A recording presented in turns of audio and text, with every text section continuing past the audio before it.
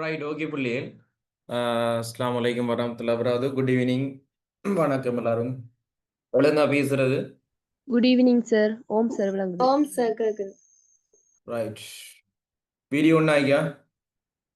ஓம் sir. Right okay. Video ஒன்று ஆகிக்கணுமா? Right. இன்னைக்கு நம்ம இந்தியிலேருந்து எங்களோட முதலாம் பாடம் முடிச்சாச்சு. அதில் 14 வீடியோ போட்டிருக்கேன்.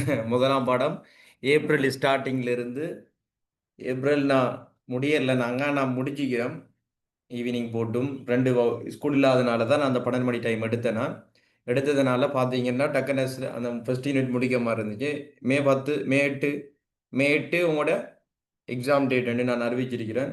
இனிமேல் என்ன பண்ணுறேன், இந்த 3ஆம் பாடத்திலிருந்து மாதிரி நான் இது டாப்பு கூப்பிட போகிறேன். டாப் உங்களுக்கு ஒரு கொப்பியும் வாங்கிக்கேன். இது 2025 பேஜோட 27 கொப்பி. இது ஏற்கனவே இருந்த ஒப்பி 2027 ஒப்பி. நான் வரவு செக் பண்ணுறேன். நாம மத்தாக்கள் மாதிரி எல்லாரையும் மல்லி காட்டி கிளாஸ் செய்யறதில்ல. கடைசியா 5-10 பேர் மிஞ்சுவாங்க நம்மட கிளாஸ்ல. நம்மட நோக்கம் பேமெண்ட் வாங்கினா ஓகே தானே, இவைய வந்தானே வெராட்டி என்ன இவைய யாருன்னு தெரியாம இருக்கிற மாதிரி இருக்கலாம். நான் நினைச்சா மாசம் மாசம் காசு வந்தா போதும், இவங்க கிளாஸுக்கு வந்தானே வெராட்டி என்ன பேமெண்ட் விழுந்தா சரி பேங்குக்கு என்ன மாதிரி இருக்கலாம். ஆனா எனக்கு அப்படி செய்யலாம் இருக்குது. நான் முறையாக இந்த பாடத்தை கற்று வந்ததுனால என்னமோ தெரியாது, வரலாறு மேல இருக்கிற ஒரு காதல் என்ன குறைவான பிள்ளைகள் எடுத்து தான் கிளாஸ் செய்ய வைக்குது. நமக்கு இந்த 100-150 வரைக்கும் செய்ய இயலாது. ஒழுங்கா தொடர்ச்சியா கிளாஸுக்கு ஒரு 10 புள்ளிகள் வச்சு அலா கொண்டு போயிடும். அல்ஹம்துலில்லாஹ். அந்த 10 புள்ளிலாம் எனக்கு தேவை. நான் அதை வடிச்சு தொடச்சி எடுப்பேன். அந்த 10 புள்ளிகளையும் நான் வடிச்சு தொடச்சி எடுப்பேன். நீங்க கண்டினியூவா கிளாஸ் வராதாக்க நிறைய இடத்து ஜூம் கிளாஸ் நடக்குது. ஏழு ஹிஸ்ட்ரி போய் படிச்சு கொடுங்க. அங்கெல்லாம் கேள்வி கேட்க மாட்டாங்க. நீங்க மாசம் மாசம் காசு போட்டு அவங்க உங்கள்ட்ட ஒன்றும் கேட்க மாட்டாங்க. நீங்க பாடத்துக்கு வந்து பாறையெல்லாம் புள்ள படிச்சிருக்க இல்லையா ஒன்றும் பார்க்க மாட்டாங்க. நீங்க குரூப்ல ஜாயின் ஆகி அவங்களுக்கு பேமெண்ட்டை மட்டும் போட்டால் போதும். அவங்கள்ட்ட ஒன்றும் கேட்க மாட்டாங்க. ஸோ அப்படியான இடங்களை நோக்கி போய் கொள்ளுங்க. நீங்க காட்டுற கூத்துக்களுக்கும் நீங்க காட்டுற விளையாட்டுகளுக்கும் நான் ஆள் இல்லை. நான் 10 பேர் எடுப்பேன். இந்த 2027 பேச்சில் ஒரு 10 பேர் மிஞ்சுவாங்க. அந்த 10 பேரும் எப்படியான புள்ளியில் ஆகிக்க மாட்டான், கண்டினியூவா கிளாஸுக்கு வர புள்ளிலாம் இருக்கு. ஒரு கேள்வி தந்தா டக்குன்னு செஞ்சு காட்டக்கூட புள்ளிலாம் இருக்கு. என்ன கிளாஸுக்கு விரலாட்டி ரீசன் சொல்லும், நான் என்ன காரணத்துக்காக நான் விரல சிறன்ற ஒழுக்கமுடைய பிள்ளையாரி சேரோட டச்சில் இருக்கிற பிள்ளையாரி. இது கல்யாணம் விட்ட போய் வர மாதிரி வரதுக்கு நாம ஒரு ஆள் இல்லம்மா, அதுக்குரிய ஆள். தவறா நினைச்சிட்டீங்க போல. சார் இஸ்லாம் படம் படிச்சு போட்டு ஹிஸ்ட்ரிக்கு வந்துட்டாரோ. இந்த பகல் நான் 18 பேர் தான் கிளாஸுக்கு வந்து நீங்க 12 மணி கிளாஸுக்கு 8 பேர் தான் லாஸ்ட் டைம் நீங்க கிளாஸுக்கு. அப்ப பிள்ளைகள் நினைச்சிட்டு sir degree Islam degree sir Tamil பாட டிகிரி நினைச்சிட்டு தெரியா பிள்ளைகள். பிள்ளைகள் ஞாபகம் கொள்ள வேணும். Sir degree BA honours in degree, அதாவது ஹிஸ்ட்ரி 5 வருஷம் படிக்க தான் சார் வந்திருக்கிறார். ஸோ நீங்கள் அதை ஹேர்ட் பண்ண இல்லாதம்மா. நீங்கள் அதை விளையாட்டு காட்டுற பாடமாக எங்களோட பாடத்தை நாங்கள் கருத இயலாது. மற்ற நான் அடிக்கடி சொல்லுவேன், பிள்ளைகள் எப்போ ஜாயின் ஆகணுமெண்டு அதுக்கு ஒரு முறை ஒன்று இருக்கு. என்ன உங்களோட பெயர், உங்களோட மாவட்டம், அதுக்கு பிறகு உங்களோட பெச் 27 2027 27 ஷோட்டா போட்டால் போதும். ஆனால் அப்படி இல்லாத பிள்ளைகளை நாங்கள் என்ன செய்யணும், ரிமூவ் பண்ணிக்கொள்ளும். அட்மின் மூலமாக ரிமூவ் பண்ணிக்கொள்ளும்.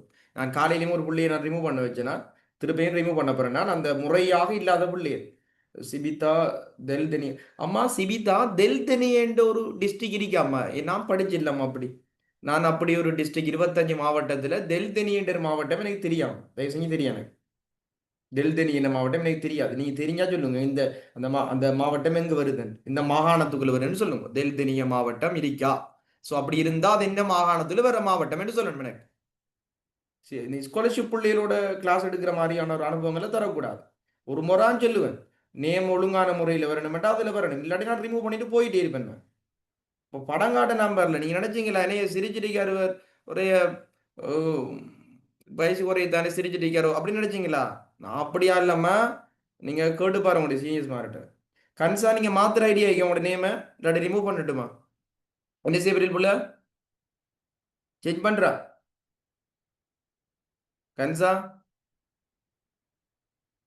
சேஞ்ச் பண்றா. நீங்க உங்களோட நேமை சேஞ்ச் பண்ணுங்க, இல்லைன்னா நாங்க அட்மின் மூலமா ரிமூவ் பண்ணுவோம்மா.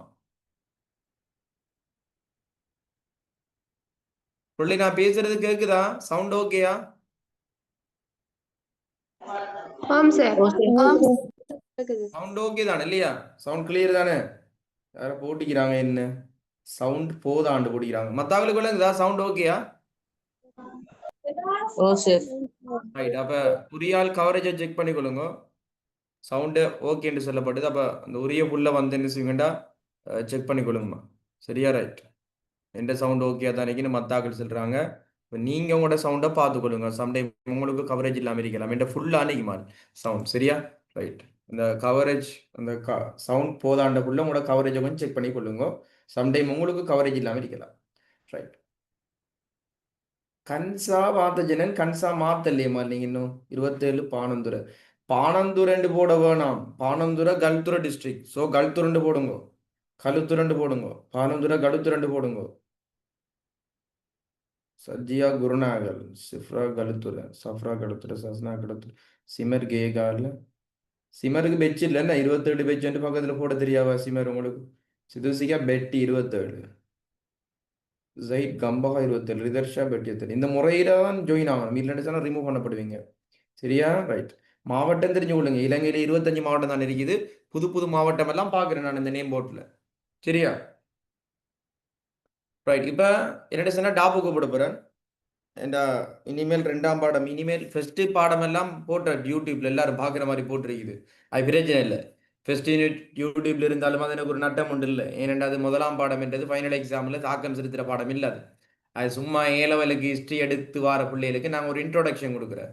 இப்போ ஜோக்ரஃபி எடுத்து வந்தீங்கன்னா உங்களுக்கு ஜோக்ரஃபி பற்றி இன்ட்ரோடக்ஷன் சொல்லி தரோம். உங்களுக்கு தெரியா நாங்கள் சொல்லிக் கொடுப்போம். ஹிஸ்ட்ரி எடுத்து வர பிள்ளைக்கு கட்டாயம் நாங்கள் ஹிஸ்ட்ரி என்றா என்ன, வரலாறு என்றா என்ன என்ற ஒரு இது ஒன்று கொடுப்போம், ஒரு இன்ட்ரோடக்ஷன். அதான் அந்த பாடம். ஸோ அந்த பாடம் அந்த லிங்க்கள் வெளியால் போகிறதுனாலையோ அல்லது அதில் ரெக்கார்டிங் எல்லாரும் பார்க்குற மாதிரியே எனக்கு ஒரு இஷ்யூவும் இல்லை. அது ஃபைனல் எக்ஸாமுக்கு எழுதி வர போகிறதும் இல்லை. 1ஆம் தவணை எக்ஸாம் எழுத போகிற பிள்ளைக்கு அந்த பாடம் தேவை கொஞ்சம் எக்ஸாம் செய்கிறதுக்கு. 2ஆம் தவணையிலேருந்து அந்த பாடம் தேவையும் இல்லை. அதை அடி காட்டி வச்சிடலாம். ஆனால் இனிமேல் ரெக்கார்டிங் கொஞ்சம் பேர் ரெக்கார்டிங்லாம் நினைக்கிற ரெக்கார்டிங் போடுவார் சார் குரூப்பில், நம்ம ஆளாக ரெக்கார்டிங் பார்க்கலாம்னு நினைக்கிறேன். அப்போ இனிமேல் குரூப் ரெக்கார்டிங் குரூப் சும்மா எம்டியாக தான் கிடக்க போகுது. ரெக்கார்டிங் குரூப் எம்டியாக தான் கிடக்க போகுது. ஏண்டா நான் ரெக்கார்டிங்கை நான் போட போகிறல. உரிய மாணவன் அல்லது மாணவி சரி இன்ன காரணத்துக்காக நான் வரல என்று அறிவிக்கணும். அறிவிச்சு அது பெற்றோர் ஒப்புதலோட அல்லது உங்களோட கார்டியன்ஸ் ஒப்புதலோட இருந்தால் மட்டும், ஏற்றுக்கொள்ளக்கூடிய காரணம் இருந்தால் மட்டும் நான் அந்த ரெக்கார்டிங் உங்களுக்கு தனிப்பட்ட முறை அனுப்புவேன். சரி, இனி குரூப்ல எதிர்பார்க்காங்க 3ஆம் பாடத்திலிருந்து 2ஆம் பாடத்தில் 3ஆம் பாடம் தான் ஸ்டார்ட் ஆகுது. இந்த ரெக்கார்டிங்ன்றது சாமானிய எதிர்பார்க்காங்க. ரெக்கார்டிங் சார் போடுவார் குரூப்லேருந்து வெயிட் பண்ணே வேணாம் தயவு செஞ்சு. முதல் யூனிட்டுக்குரிய நோட்ஸை மட்டும் நான் குரூப்பில் போடுவேன். நான் சொன்னேன் தானே, முதல் யூனிட்டுக்குரிய நோட்ஸ் ஷேர் ஆகுறதாலேயோ முதல் யூனிட் வீடியோ போகிறதுனால எனக்கு ஒரு நட்டமும் இல்லை. யாருனாலும் படிச்சுட்டு போகட்டும், பிரச்சனை இல்லை. யாரும் சரி பார்த்துட்டு போகணும், ஷேர் பண்ணி தள்ளுங்க, பிரச்சனை இல்லை. ஆனால் இனி வாரதெல்லாம் நான் அப்படி போட மாட்டேன். இனி வாரெல்லாம் முக்கியமான யூனிட், இனி வாரெல்லாம் ஏஎல் ஹிஸ்ட்ரியில் இனி வார முக்கியமான யூனிட் எல்லாம் வரப்போது வந்து. ஸோ ஓலெவல் ஹிஸ்ட்ரி படிப்பிக்கிற ஒரு டீச்சரால் இந்த ஸ்ட்ரென்த்தை தாங்க இயலாது. இனி வார யூனிட் எல்லாம் உங்களுடைய ஸ்கூல்களில் இருக்கிற ஓலெவல் பாட டீச்சர் இருக்காங்க தான் ஹிஸ்ட்ரி பாடம். ஸோ அவங்களுக்கு தெரியாத பாடங்களை தான் நாங்கள் உங்களுக்கு சொல்லித்தரப்போகிறோம். இப்போ அவங்க சரியா அவங்களுக்கு தெரியாத விஷயங்களை தான் நாங்கள் சொல்லித்தரப்போகிறோம். ஸோ அவங்களுக்கு தாங்க இயலாது, அவங்களுக்கு தெரியா, அவங்களுக்கு அப்டேட் இல்லாதது, சரி அவங்கள்ட்ட இல்லாத நோட்ஸுகளை தான் நாங்கள் இப்போ உங்களோட கதைக்க போகிறோம். ஸோ இனிமேல் முக்கியமான பாடாளர்கள் வரப்போகிறதுனால ஃபைனல் எக்ஸாமில் அதிக தாக்கம் செலுத்தக்கூடிய இந்த மகாவம்சம் என்ன, இதே இலங்கையின் சுற்றாடல், துட்ட கைமுனு, தேவநம்பிய திசா, வெட்டகாமினி, மகாஷேனா, அதே போல வந்து இப்படியான பராக்கிரபாக, நிசாங்கம் அல்ல, இப்படியான இதுகள் எல்லாம் நாங்கள் போட மாட்டோம். இப்படியான விஷயம் ரேரான இதுகள் எல்லாம், இதுக்கு டியூட்டுகள் எல்லாம் நாங்கள் ஃப்ரீ ஒர்க் ஷாப்பில் உங்களுக்கு தர மாட்டோம். இந்த மேய்க்கு பிறகு இனி வார முக்கியமான டியூட் எல்லாம் எங்களோட வகுப்புக்கு கண்டினியூ வார பிள்ளைகள் பதிவு செஞ்ச பிள்ளைகளுக்கு மட்டும்தான் கொடுப்போம். அந்த மூலாதாரங்கள் டியூட் மட்டும் போயிட்டு அது பிரச்சனை ஒன்றும் இல்லை. அது நீங்கள் உங்களுக்கு நம்பித்தான் தந்தன், அது உங்களுக்கு தெரியும். அதங்க ஷேர் பண்ண போகிறா உங்களுக்கு அமானிதமாக தான் தந்தன். ஸோ இனிமேல் இலங்கையில் யாருக்கிட்டையுமே இல்லாத ஹிஸ்ட்ரி சம்மந்தமான நோட்ஸ் என்கிட்ட மட்டும் தான் இருக்குது. சரியா? பாஸ் பேப்பருக்கு ஏற்ற மாதிரி போய் பிடிச்சிக்கிற மாட்டீங்க. ஓலெவல் ஹிஸ்ட்ரி நோட்ஸை வச்சுக்கொண்டு ஏஎல் ஹிஸ்ட்ரியை மெயின்டைன் பண்ணிடலாம். ஓலெவல் ஹிஸ்ட்ரி டீச்சரை வச்சுக்கொண்டு ஏல மெயின்டைன் பண்ணுற கஷ்டம். ஓலெவலுக்கு வரலாறு படிப்பிக்கிற சேரால ஏ லெவலுக்கு சொல்லித்தர இயலாது. ஓலெவல் படிக்க இயலாது. ஒரு ஊரில் 23 புள்ள செஞ்சவள் அந்த 10-12 புத்தகத்தை முடிச்சு கொண்டு வந்து ஏஎல் ஹிஸ்ட்ரின்னு கடைசி ஒரு மாதம் சொல்லி வந்தவர். அவளுக்கு சரி செமினார் ஒன்று செஞ்சு தனிப்பட்ட முறையில் அவளுக்கு சி கடைசி டைமில் ஒரு மாதம் படிப்பிச்சு சி எடுத்தவள். சரியா? ஏழு ஒரு மாதம் தான் ஏழு படித்தவள், சி எடுத்தவள். சரியா? இப்போ நான் சவுத் ஈஸ்ட் யூனிவர்சிட்டி அந்த பிள்ளை நினைக்கிறேன். இந்த இனிமேல் இனிமேல் வந்து கடும் ஸ்ட்ரிக்டா இருந்து கொள்வேன். முறையான காரணம் இல்லாம நீங்க நின்றீங்க இல்லவா, திருப்ப நான் உங்களை குரூப்ல சேர்க்க மாட்டேன். நீங்க லட்சம் காசு போட்டு கோடி காசு போட்டு நீங்க யாரை வச்சு கோல் பண்ணாலும் சரி, நெட் பண்ணுங்கண்டாலும் நெட் பண்ண மாட்டேன். நிறைய இடங்கள்ல வரலாறு நடக்குது அம்மா, ஜூம் கிளாஸ் ஒரு 10-15 இடத்துல நடக்குது. அங்க போய் படிச்சு கொள்ளுங்க. அங்க படிக்க கொள்ள நீங்க ஒரு மாற்றம் உணர்ந்து கொள்வீங்க. உமராசானி சரி சொல்லித்தர மாதிரி ஹிஸ்டரி யாரும் சொல்லி தரலையே என்ற ஒரு இடைவெளி கெப் ஒன்று இருக்கு. சேர்ற ஸ்டடி மெத்தடுக்கும் இந்த சேர்ற மெத்தடுக்கும் என்ன என்ன பிரச்சனை உனக்கு உனக்கு அந்த வேறுபாடு விலகும் கட்டாயமா. ஆனா நான் ஒரு நாளும் செய்து கொள்ள மாட்டேன். கடந்த காலங்கள் உங்களுடைய சீனியர்ஸ் விட்ட தவறுகளை நீங்க விட வேணும். இன்னொரு விஷயம் இது தெரியுமா, நீ கண்டினியூவா கிளாஸுக்கு வந்தும் கண்டினியூவா கிளாஸுக்கு வந்தும் பேமெண்ட் எல்லாம் சரியா போட்டும் எனக்கு பேமெண்ட் லேட் ஆகினா பிரச்சனை இல்லை, அது அறிவிச்சு சார் எனக்கு கொஞ்சம் பிரச்சனை சார் நான் அதை ஏற்றுக்கொள்ளுவேன், அது பிரச்சனை இல்லை, காசு மேட்டர் இல்லை. நீ இந்த கிளாஸுக்கு கண்டினியூவா வந்தும் யூனிட் எக்ஸாம்ல குறை எடுத்தால் ரிமூவ் பண்ணப்படுவா. அப்படியும் ஒரு இது ஒன்று இருக்குது. யூனிட் எக்ஸாம்ல குறைய மார்க்ஸ் எடுத்தா புள்ள படிக்கிற அர்த்தம் தானே. அந்த புள்ள நமக்கு தேவையில்லை.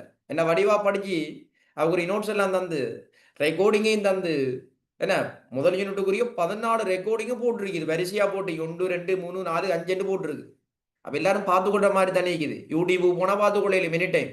அதை நான் பிரைவேட் போட மாட்டேன். அது அவரதே கிடக்கட்டும், பிரச்சனை இல்லை. நான் சொன்னேன் முதலாம் பாடம் ஒரு பெரிய இஷ்யூ உண்டு இல்லை எங்களுக்கு. சரி, அது முதலாம் தவணைக்கு மட்டும்தான் எங்களுக்கு அந்த பாடம் தேவை. நான் இன்னைக்கு ஸ்டார்ட் ஆக போற இந்த 3ஆம் பாடம் இதான் ஒரு ரேரான பாடம். இந்த பாடம் தான் நிறைய பேர் சாய்ஸ் விட்டுட்டு போட பாடம். ஐயோ மகாவம்சம் கேள்வி எனக்கு ஒன்னாப்பா. இலங்கை வரலாறுல மகாவம்சம் கேள்வி தொட மாட்டான். ஏஎல் ஹிஸ்டரி எடுக்கிறவன். ஐரோப்பிய வரலாறுல நாகரிகம் கேள்வி வந்து தொட மாட்டான். என்ன பயம்? ரெண்டே ஸ்டூடெண்ட் இல்லை என்னோட படிக்காத ஆக்கள், கடைசி டைமில் வந்து ஆன்லைன்ல சேர்ற ஆக்கள். என்னோட படிக்கிற புள்ளியில் செல்லும் சார் மகாவம்சம் கேள்வி கூட டப்பா கேள்வியா, மகாவம்சம் பினாச்சி எழுதி கூட ஈஸியா, இப்படி இதானா சார் மகாவம்சம் கேள்வி, இதைத்தானே ஏஎல் ஹிஸ்டரின்றாங்க. என்ன சார் ஓஏல விட ஏஎல் கடுமை ஈஸியா இருக்குது, இந்த மாதிரியான ஒரு டோன்லாம் நான் படிச்சு கொடுப்பேன். சரியா, ரைட். அப்ப 3ஆம் பாடம் ஏன் சார் 2ஆம் பாடம் படிக்கத்தானே போகணும் உண்டு 2 தானே ஓட. நீங்க 3ஆம் பாடத்துக்கு போறேன்னு சொன்னா அது 3ஆம் பாடம் படிச்சு தான் வரணும், அதான் முறை. வரலாறு என்னன்னு படிச்சுனாங்க, வரலாற்றுக்கு வரைவிலக்கணம், அறிமுகம், தோற்றம் எல்லாம் இன்ட்ரோடக்ஷன் பார்த்துனாங்க. அப்படிப்பட்ட அந்த பாடத்தை கற்கிறதுக்கான மூலாதாரங்கள் என்னென்னு தெரிஞ்சா தானே வரலாற்று அணுகலாம். மூலாதாரம் என்றது என்ன ஒரு அணுகுமுறை. இந்த வரலாறை நாங்கள் எப்படி கற்றுக்கொள்ளலாம், வரலாற்று தகவல்களை நாங்கள் இப்படி பெற்றுக்கொள்ளலாம்.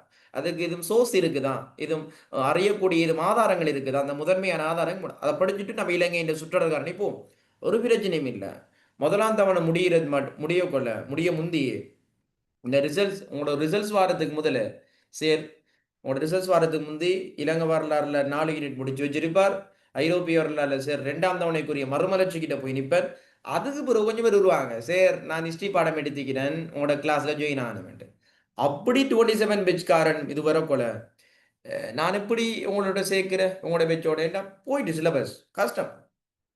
முதலாம் யூனிட் மிஸ் பண்ண ஒன்றும் யோசிக்க வேணாம். இந்த வரலாறு ஒரு அறிமுகம் இந்த முதலாம் யூனிட் நான் சரியா வரலையே, கிளாஸுக்கு நான் கண்டினியூவா வரலையே, விடு வந்துட்டே வந்து ஏனென்றா நான் சொல்லிட்டேன் முதலாம் பாடம் ஒரு இஷ்யூ ஒன்று இல்லை. ஏ லெவல் வரலாறை பொறுத்த வரைக்கும் இந்த முதலாம் பாடம் வரலாறு ஒரு அறிமுகம் என்றது ஒரு மேட்டர் உண்டு இல்லை. அதுல 4-5 விஷயம் தான் கிடக்குது. இந்த வரைவிலக்கணம் எழுதுறதும் தன்மைகளும் இன்னொன்று வரலாறு மேனைய பாடங்களும் கொண்டுள்ள உறவும், இன்னொன்று நம்ம 4வது விஷயம் ஒன்று இருக்கு என்னண்டு வாய்க்கு வருது இல்லை, இன்னொன்று இருக்குது வரலாற்றின் பயன்களும். இந்த 4 விஷயம் தான் மெயின் கண்டென்ட்.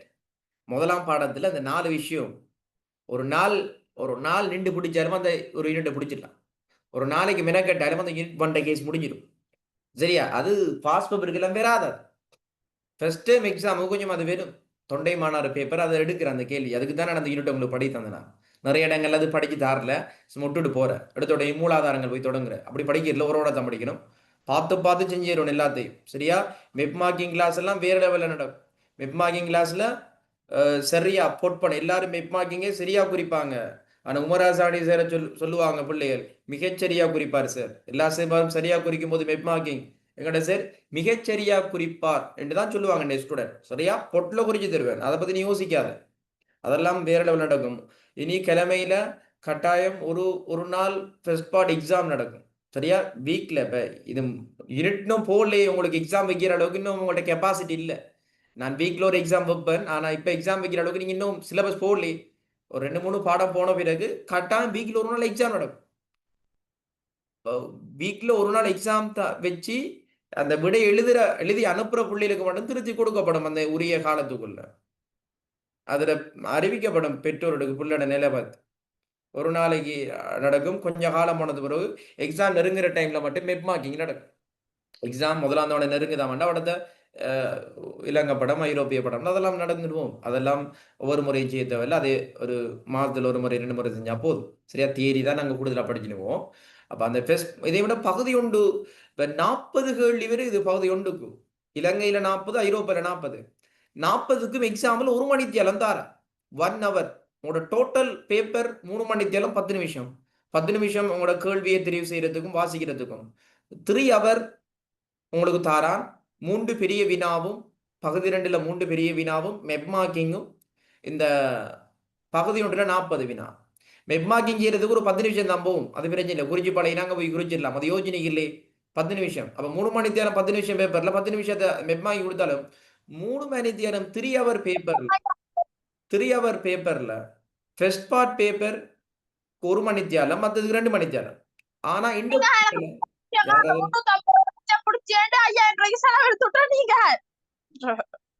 ஹனா ஓபனுங்க உங்களோட மைக்.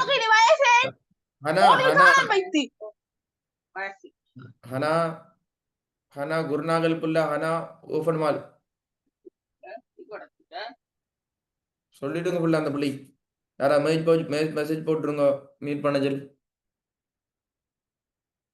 ஹனா விலங்க பேசுறது. ஹனா யாரா மெசேஜ் போட்டுருங்க மியூட் அவட மைக்ரோஃபோன் ஒன்லேக்கு சொல்லிருங்க புள்ளி. யார் சரி அகல் வழி போட்டுருமா அந்த அந்த புள்ளோட மைக்ரோஃபோன் இதில் இருக்கேன் கொஞ்சம் அலர்ட் பண்ணிருங்க அந்த பிள்ளைக்கு தெரியாம இருக்கும் போது. ரைட். அப்ப இந்த இது அந்த விஷயம் மிக முக்கியத்துவமான விஷயம் பிள்ளைகள். அப்ப இந்த பகுதி 1ல 1 மணி தியாலத்துக்குள்ள செய்யற அளவுக்கு எல்லாம் பிராக்டிஸ் நான் கொடுக்க மாட்டேன். என் பிள்ளைகளுக்கு நான் எப்படி கொடுப்பேன்டா, 1/2 hourல 1/2 மணி தியாலத்துக்குள்ள 40 களி செய்யலுமான செய்ய நிச்சயமா செய்யலும். அதுக்கு பிராக்டிஸ் நான் தருவேன். 40 40 கேள்விக்கு 30 நிமிஷத்துல விட எழுதலாம். அது மேட்டர் ஒன்று இல்லை. மிஞ்சின 30 நிமிஷத்தை என்ன செய்யற சேரண்டா, அதை நம்ம பார்ட் 2க்கு கொடுக்குற, பகுதி 2க்கு கொடுக்குற, பகுதி 2க்கு கொடுத்து சும்மா வேற லெவல்ல நம்ம எழுதிடுற. அங்கதான் டைம் காணாம வரும். பகுதி 2ல தான் எங்களுக்கு நிறைய நோட்ஸ் தெரிஞ்சிருக்கும். எழுதுறதுக்கு டைம் சிக்கலா போகும். இந்த ஒரு கேள்விக்கு 40 நிமிஷம். 40 நிமிஷத்துக்குள்ள குறைஞ்சது ஒரு 6-7 பக்கம் எழுதணும். அப்ப சிலாக்கள் எழுத்து ஸ்லோ. அப்போ அவங்க என்ன செய்யணும், ஃபர்ஸ்ட் பார்ட்டை வேகமாக செஞ்சு முடிச்சா அதில் மிஞ்சிற டைம் என்ன இல்லாமண்டா செகண்ட் பார்ட்டு கொடுத்து அழகாக ஆறுதல் எழுதி. அப்போ 1/2 மணி நேரத்துக்குள்ள எப்படி ஃபர்ஸ்ட் பார்ட் செய்யறதுக்கான ப்ராக்டிஸ் வீக்ல ஒரு முறை என்ன நடக்குமெண்டா, பகுதி 1 எக்ஸாம் நடந்து கொண்டே இருக்கும். அந்த நாள் எதிர்த்து நான் தெரிவு செய்யல, அது நான் போடுவேன். அது எந்த நாள் என்று பாருங்க. உங்களுக்கு மாத கட்ட வீக் எக்ஸாம்ல அப்ப பார்ட் 2 பேப்பர் வீக்கெண்ட்ல என்னண்டு விளங்கல. நீங்க பேசுற விளங்கல தம்பி எனக்கு. வீக் எக்ஸாம்ல பார்ட் 2 பேப்பர் நடக்காதா? பார்ட் 2க்கு கொஞ்சம் சிலபஸ் போகணும். பார்ட் 1 நடக்கும், பார்ட் 2 நடக்கும். அது பார்ட் 2க்கு நான் சொல்லுவேன். அது டைம் ஒன்று வரும். அது நான் ஸ்டார்ட் பண்ணிக்கிறேன். பார்ட் 2க்கு கொஞ்சம் நீங்க யூனிட் போகணும் தம்பி. யூனிட் போனா தானே செய்யலாம். இப்ப பார்ட் 2 எக்ஸாம் கீழே அந்த யூனிட் 1 எக்ஸாம் நடக்கும். ஒரு யூனிட் முடிய எக்ஸாம் நடக்கும். அந்த எக்ஸாம்ல 80 புள்ளிகளுக்கு குறை எடுத்தாலும் குரூப்ல இருந்து ரிமூவ் பண்ணப்படுவீங்க. என்ன நடக்க போற மே 10 நடக்க போற யூனிட் எக்ஸாம்ல அம்மா 80 புள்ளி குறை எடுக்கிறாங்கலாம் ரிமூவ் தான். ரிமூவ் பண்ணிவிட்டு உங்களோட பேமெண்ட் யாரும் பண்ணியிருந்தா பேமெண்ட்டை திருப்பி அவங்களோட அக்கௌண்ட்டுக்கு போட்டுடுற. அதான் நம்மளோட கிளாஸ். நீ நினைச்சிங்களா? உங்களோட சீனியர் மாட்ட போய் கேட்டு பாருங்க. என்ன ரூல்ஸ் என்னண்டா, மார்க்ஸ் குறை எடுத்தால் ரிமூவ் பண்ற ரூல்ஸ். 80 குறை எடுத்தா ரிமூவ் பண்ணுங்க. Exam May 10 sir. May 8 sorry May 10 தேதி. இல்ல, நாங்க ஈவினிங் கிளாஸுக்கு வந்தாங்களே தெரியும். நாங்க டேட்டை சேஞ்ச் பண்ணினோம் போல. மே 8க்கு மாத்தினோம். மே 8க்கு மாத்தினோம். அவங்க சொன்னாங்க மே 8 போடுவோம் சார், ரொம்ப லேட் ஆயினா மறந்துடும் சொன்னாங்க. இப்போ மே 8க்கு போட்டுருக்கேன். மே 8 பிள்ளைகள் எக்ஸாம் மே 8 படிச்சு கொள்ளுங்க. மே 8ஆம் தேதி நடக்க போகிற எக்ஸாமில் 80 புள்ளி குறை எடுக்கிறார்கள் ரிமூவ் பண்ணப்படுவீங்க. அது யாராக இருந்தாலும் சரி, இப்போ யாராக இருந்தாலும் சரி ரிமூவ் பண்ணப்படுவீங்க. வேறு இலங்கையில் வேறு இடங்களில் போய் ஜூம் கிளாஸ் படிச்சு கொள்ளுங்க. நான் சொன்னது தானே, சார் கொஞ்சம் ஸ்ட்ரிக்டாக இருப்பார். ஆனால் மற்ற ஆக்கள் ஸ்ட்ரிக்ட் இல்லாங்க. பேமெண்ட் கவர் பண்ணுற ஆக்களும் இருக்கிறாங்க. அவங்கள போய் படிச்சு கொடுங்க. அவங்கள கேள்வி கேட்க மாட்டாங்க, தனிப்பட்ட கவனம் செலுத்த மாட்டாங்க. பிள்ளை கிளாஸுக்கு வராட்டி கோல் பண்ணி அப்பா அம்மா கிட்ட ஏன் பிள்ளை கிளாஸுக்கு வரணும்னு கேட்க மாட்டாங்க. அவங்களோட அக்கௌண்ட்டுக்கு காசு கொடுத்தா ஓகே. என்னடு சார் படிப்பாமா சார்? படிக்கிறதுக்கு முதல் இந்த விஷயங்களை சொல்லத்தானே வேணும். என்ன சொன்னா புதுசா வந்த பேச்சுக்கிட்ட நான் அறிமுகப்படுத்துதான். என்ன நீங்க பழைய ஆக்கல்லே இது புதிய ஆக்கல் தானே. உங்களுக்கு தெரியும், நீங்க நினைச்சிருங்க ஏனோ தானே எக்ஸாம் செஞ்சிருவீங்க. இப்போ யூனிட் 1 மார்க்ஸை பார்த்து தான் உங்களோட பிச்சாக்களுக்கு எப்படி கிளாஸ் இரண்டதை பொறுத்திருக்கு வந்து யாரை குரூப்பில் வைக்கிற, யாரை ரிமூவ் பண்ணுறேன்னெல்லாம் நான் இது கிடைப்பேன். ரைட், அது பிரச்சனை ஒன்றும் இல்லை. இன்றைக்கு பாடம் எத்தினண்டாமா, பாடம் 3 என்ன அவங்களோட தியரி கோப்பியே எடுத்துக்கொள்ளுங்க. இனிதான் பாஸ் பேப்பர் கோப்பிக்கு வேலை வரும். இந்த பாடம் 3ல் இருந்து தான் நான் நினைக்கிறேன் இந்த பாஸ் பேப்பர் கொல்லி அந்த கோப்பி எம்டி அறி இல்லையா, உங்களோட பாஸ் பேப்பர் கோப்பியில் எதுவும் எழுதிக்கிறோமா? இல்ல சார். ரைட், இனி எழுதுவோம். இந்த 3ஆம் பாடம் தொடங்கினா அங்கே எழுதிக்கிட்டு போவோம். அப்போ மற்ற பிள்ளைகள் எந்த டைமுக்கும் நீங்கள் வேற டைம் கொடுக்காதீங்க. இப்போ நான் 7 இந்த 8 எந்த டைம்ண்டா நீங்கள் அதுக்குள்ளே வேற பாடம் ஜாயின் ஆகக்குள்ள ஏன் ஜூம் கிளாஸ் டைமில் சொல்கிறீங்கல்ல, அது எதுங்க ஹிஸ்ட்ரி பாட டைம்னு சொல்லுங்கள். என்னட்ட வந்து கொஞ்சம் பேர் மாற்றுங்க சார் டைம்ன்றாங்க. நான் ஃபஸ்ட்டு டைம் போட்டால் நான் அப்படி மாற்றுவேன். பிறகு போகிறால் தானே மாற்றணும். அப்போ நீங்கள் ஜாயின் ஆகணும் சொல்லுங்கள். ஹிஸ்ட்ரி பாடம் இருக்கேன்னா அங்கே ஏற்ற மாதிரி போட்டு தரேன். ரைட், இப்போ உங்களோட தியரி கோப்பியில் போடுங்க பாடம் 3 வரலாற்று மூலாதாரங்கள் போடுங்க. பாடம் 3 வரலாற்று மூலாதாரங்கள் போடுங்க. பாடம் 3 வரலாற்று மூலாதாரங்கள் போடுங்க. அப்ப இன்னைக்கு டாப்பு கூப்பிடணும். படிப்போம் இவாதான் நீ படிப்போம் தெரிஞ்சினொன்னு இல்ல. நான் சார் எக்ஸ்கியூஸ் மீ ஓ சார், பகல் கொடுத்த நோட்ஸ் எத்தனை பக்கம் போடணும் சார்? பகல் எழுதினாக்கள் ஆரம்பிக்கீங்களா? ரங்கனா எத்தனை பக்கம் அந்த நாட்காட்டிகள் எழுதின நோட்ஸ் கொஞ்சம் பார்த்துலாமா? இல்ல சார், அது எழுதிட்டேன். இலங்கை வரலாற்றை கற்க வேண்டிய காலகட்டத்தை அறிதல். காலகட்டங்கள் அதுக்கு ஒரு 2 பக்கம் காணும். அது சிஆர் கோப்பி என்ற 2 பக்கம் காணும். சிஆர் கோப்பி என்ற தம்பி 2 பக்கம் காணும். இப்ப ஒவ்வொருத்தருக்கும் நான் டாப்பு நம்பர் தர போறேனே, ஒவ்வொருத்தருக்கு நான் டாப்பு நம்பர் தர போறேன். நீ சரி டாப்பு எல்லாம் கூப்பிட போறேன், சரியா? அப்ப டாப்பு நம்பரை நோட் பண்ணிக்கொள்ளுங்க. பேர் சொல்லி கூப்பிட மாட்டேன், நீ டாப்பு நம்பர் தான் கூப்பிடுவேன், சரியா? ரைட், ஜெயிட் இருக்கீங்களா? ஜெயிட் ஓ சார். உங்களோட டாப்பு நம்பர் உண்டா? Okay sir. ரைட், அப்ப உண்டு இன்னைக்கு பிரசன் என்னமா உண்டு top number present. Right, okay. Tahani இருக்காவா? சார் தஹானில மைக்ரோஃபோன் வேலை செய்யாது. ரைட், அப்ப தஹானியில நம்பரை சொல்லிடுங்க. அவரோட ஃப்ரெண்ட் யாரும் இருந்தா தஹானியில நம்பர் 2. அப்ப இன்னைக்கு வந்திருக்கிறா தஹானி பிரசன். ரைட், ருசைகா வந்திருக்கீங்களா? ஓ சார். உங்களோட டாப்பு நம்பர் 3. உங்களோட வரவு செக் பண்ண முடியல. அடுத்தது ரிதர்சா. ஓம் சார். உங்களோட டாப்பு நம்பர் 4. உங்களோட டாப்பு நம்பர் 4. ஒவ்வொருத்தரும் டாப்பு நம்பரை ஞாபகம் வச்சுக்கோ. ரங்கனா ஓம் சார். உங்களோட 5. உங்களோட டாப்பு நம்பர் 5. பிரவீனா ஓம் சார். உங்களோட top number 6. Okay sir. Nufra ஓ சார். உங்களோட டாப்பு நம்பர் 7. நுஷா அனுராதபுரம் பிள்ளை இருக்கா? இல்ல, நுஷா இல்ல. நிஃப்லா கேண்டி இல்ல. நஹ்லா அனுராதபுரம் நஹ்லா இல்ல. அப்சன் போறேனா இல்லாத அப்சன் போடுவேன். சஸ்னா கல்துர ஓ சார். உங்களோட டாப்பு நம்பர் 11 மார்க். ஜதா ஓ சார். உங்களோட டாப்பு நம்பர் 12. சஜியா ஓ சார். உங்களோட டாப் நம்பர் 13 நோட் பண்ணிக்கொள் ஒரு இடத்த ஹிஸ்டரி டாப் நம்பர் நோட் பண்ணி மிதுஜா Om மிதுஜா sir. உங்களோட டாப் நம்பர் 14 Om sir. 14 உங்களோட டாப் நம்பர் கென்சா கென்சா கன்சா இல்லையா கிளாஸ்ல கன்சா இருக்கீங்களா உங்களோட டாப் நம்பர் 15 மால் உங்களோட டாப் நம்பர் 15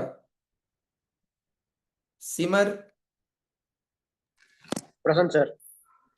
உங்களோட டாப் நம்பர் 16 அடுத்த முறை நான் நேம் சொல்ல மாட்டேன் டாப் நம்பரான்னு சொல்லுவேன் கவனம் இல்லாட்டி நீங்க செட் பாக்ஸ்ல வந்த உடனே உங்களோட டாப் நம்பரை செட் பாக்ஸ்ல போட்டா அதை நான் பிரசன்ட் கணக்கு எடுப்பேன் நான். அடுத்தது கலைவாணி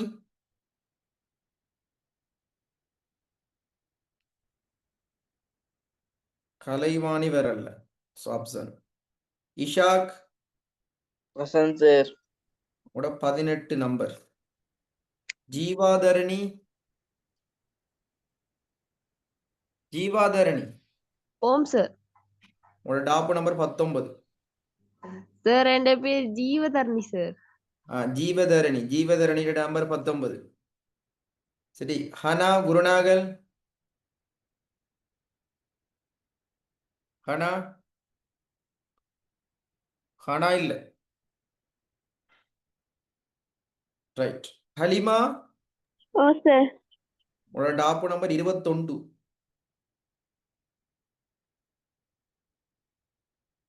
சஃப்ரா கழுத்துர சஃப்ரா கழுத்துர சஃப்ரா கழுத்துர புள்ள உங்க டாப் நம்பர் 22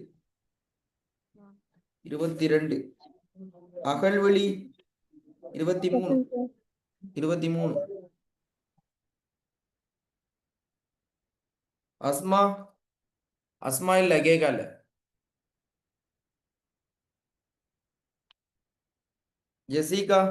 ஜெசிகாவும் இல்ல அப்சர் யுகேசினி இருக்கியாவா யுகேசினி இருக்கேன் சார். சரி உங்க டாப் நம்பர் 26 புள்ள ஓகே. சிபிதா கெண்டி சிபிதா கெண்டி இல்ல சிபிதா கெண்டி இல்ல ஓகே அப்சன் சிதூஷிகா சிதூஷிகா 28 நம்பர் நிலாவந்தி வவுனியா நிலாவந்தி அப்சன் ஹமானா ஓம் சார். டாப் நம்பர் 30 நுஸ்லா ஓம் சார்.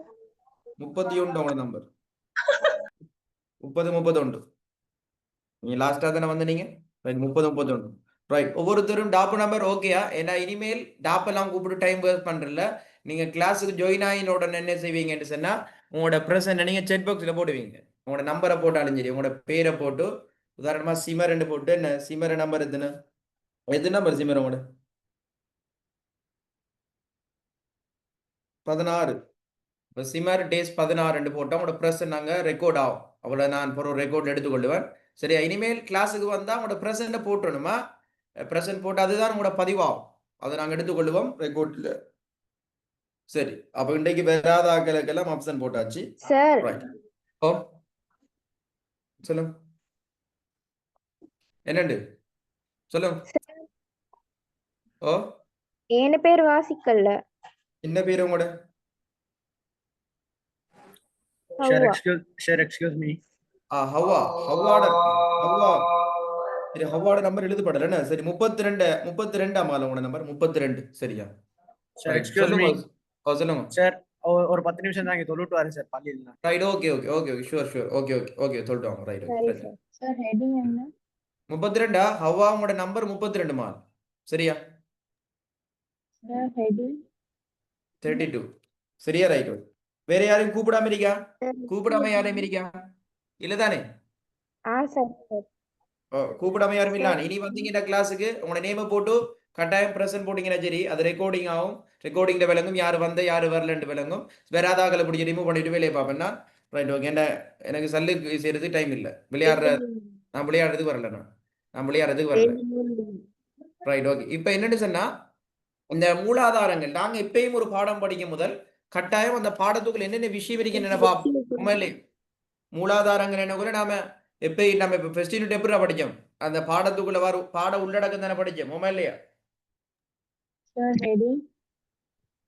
ஹெடிங் இப்ப சொன்ன நம்ம பாடம் 3 வரலாற்றை கற்பதற்கான மூலாதாரங்கள் பாடம் 3 வரலாற்றை கற்பதற்கான மூலாதாரங்கள் இதான் உண்ட பாடம் 3 சரியா பாடம் 3 படிச்சு 2 படிப்போம் சரி இப்ப பாட உள்ளடக்கம் போடுங்க கீழுக்கு ஒரு குட்டி தலைப்பு பாட உள்ளடக்கம் என்றா என்னென்ன பாடம் இருக்குன்னு பார்க்க போறோம் என்னென்ன இருக்குன்னு பார்க்க போறோம் பாட உள்ளடக்கம் அது என்ன இருக்குன்னு தெரிஞ்சாதான் நாங்கள் நம்ம படிக்கலாம் அது ஒரு பாடத்தை படிக்கிறோம்டா சரி இதுக்குள்ள என்னென்ன டாபிக் இருக்கு என்னென்ன கண்டென்ட் இருக்குன்னு பார்த்தா எங்களுக்கு ஈஸியா இருக்கு ரைட் அது 3 புள்ளின்னு வரும் என்ன 3ஆம் பாடம் என்றா 3 புள்ளி ஸ்டார்ட் ஆகும் 3.0 3.0 சரி 3.0 இல்ல 3.1 3.1 வரலாற்று மூலாதாரங்கள் என்றால் என்ன 3.1 வரலாற்று மூலாதாரங்கள் என்றால் என்ன அதான் 3வது யூனிட்ல ஃபர்ஸ்ட் கண்டென்ட் வரலாற்று மூலாதாரங்கள் என்றால் என்ன அதாவது மூலாதாரம் என்றது என்ன அது என்ன மூலாதாரம் சோர்ஸ் என்றது என்னன்னு படிப்போம் இப்ப 3.2 இலக்கிய மூலாதாரங்கள் 3.2 இலக்கிய மூலாதாரங்கள் கொடுங்க இலக்கிய மூலாதாரங்கள் இப்ப கலர் பென் எடுத்து உரோமையிலக்கம் 1 இலக்கிய மூலாதாரங்கள் உரோமையிலக்கம் 2 தொல்பொருள் மூலாதாரங்கள் என்று டிவைட் பண்ணுங்க சார் எப்படி அது 3.1 வார சின்ன தலைப்பாது 3.1 வரலாற்று மூலாதாரங்கள் என்றால் என்ன 3.2 இலக்கிய மூலாதாரங்கள் இலக்கிய மூலாதாரம் டிவைட் பண்ணுங்க உரோமையிலக்கம் 1 உள்நாட்டு இலக்கிய மூலாதாரம் என்றும் உரோமையிலக்கம் 2 வெளிநாட்டு இலக்கியமுடன் டிவைட் பண்ணுங்க இலக்கிய மூலாதாரத்தை உடைச்சு எழுதணும் 1 2 போட்டு விளங்கா சொல்ற விஷயம் இலக்கிய மூலாதாரம் 2 டைப்ல இருக்கு இல்லையா அப்ப உள்நாட்டு இலக்கிய மூலாதாரம் வெளிநாட்டு இலக்கிய மூலாதாரம் அதை ரெண்டையும் பிரிச்சு எழுதுங்க உரோமையிலக்கம் 1 2 போட்டு அது 3.2 அதுல கண்டென்ட் சரியா ரைட் 3.3 அந்த உள்நாட்டு இலக்கிய மூலாதாரங்கள்ல உண்ட இங்க விரிவா படிக்க போறமே இல்லை நாங்க ஓயில அப்படி படிக்கல அது என்ன மூலாதாரம் நினைக்கிறீங்க இல்லைங்க அது அந்த உள்நாட்டு இலக்கியம் என்ன மூலாதாரம் இருக்கலாம் கெஸ் பண்ணுங்க மகாவம்சம் மகாவம்சமா இருக்கலாம் என்னமா ரைட் ஓகே அப்ப மகாவம்சம் ஒரு ஆய்வு போடுங்க 3.3 மகள் 3.3 மகாவம்சம் ஒரு ஆய்வு ரிசர்ச் பண்ண போற மகாவம்சத்தை சேரோட சேர்ந்து நீங்க ரிசர்ச் பண்ண போறீர்கள் ஒரு ஆய்வாளரா மாற போறீர்கள் சரியா மகாவம்சம் ஒரு ஆய்வு இதுக்குள்ள இப்ப வார விஷயங்களை நீங்க 1 2 போட்டு எழுதிக்கொள்ளுங்க உரோம இலக்கம் போட்டு எழுதிக்கொள்ளுங்க இதுக்குள்ள வார விஷயங்களை அதுல 1 அரசியல் விடயங்கள் 1 மகாவம்சம் இந்த அரசியல் விஷயம் அந்த புக்கை பிரிச்சு மேயபுறமா இந்த புத்தகத்தை பிரிச்சு மேயபுறம் இந்த யூனிட்ல அதான் மேட்டர் நாங்க இப்படி ஓயில படிக்கவே இல்லை இந்த மகாவம்ச புத்தகத்தை பிரிச்சு மேயபுறம் மக்கு வேற ஆணி வேறா பிரிக்க போறோம் 1 அரசியல் விடயங்கள் 2வது பொருளாதார விடயங்கள் அந்த புத்தகத்துல கூறப்பட்ட 2வது பொருளாதார விடயங்கள் 3வது சமய கலாசார விடயங்கள்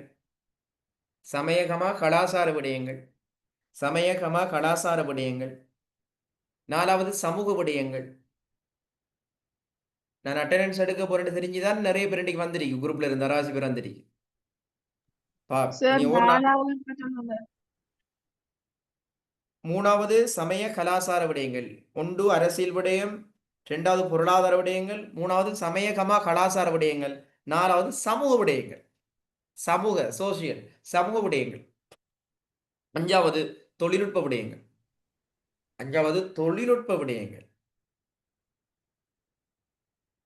4வது சமூக விடயங்கள் 5வது தொழில்நுட்ப விடயங்கள் 6வது மகாவம்சத்தில் கூறப்பட்டுள்ள தகவல்களை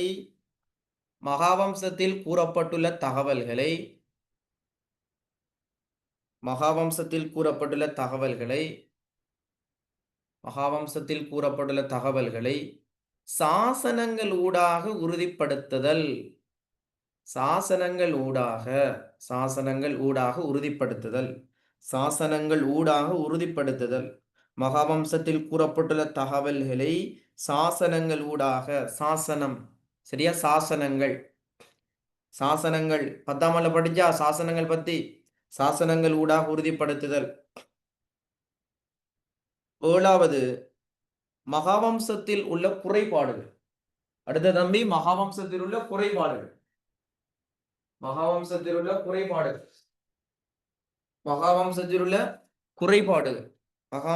குறைபாடுகள். 8வது மகாவிகாரை பற்றிய தகவல்கள். இந்த மகாவம்சத்தில் ஒரு விகார பத்தி சொல்லப்பட்டிருக்கிறது. மகாவிகாரை பற்றிய தகவல்கள்.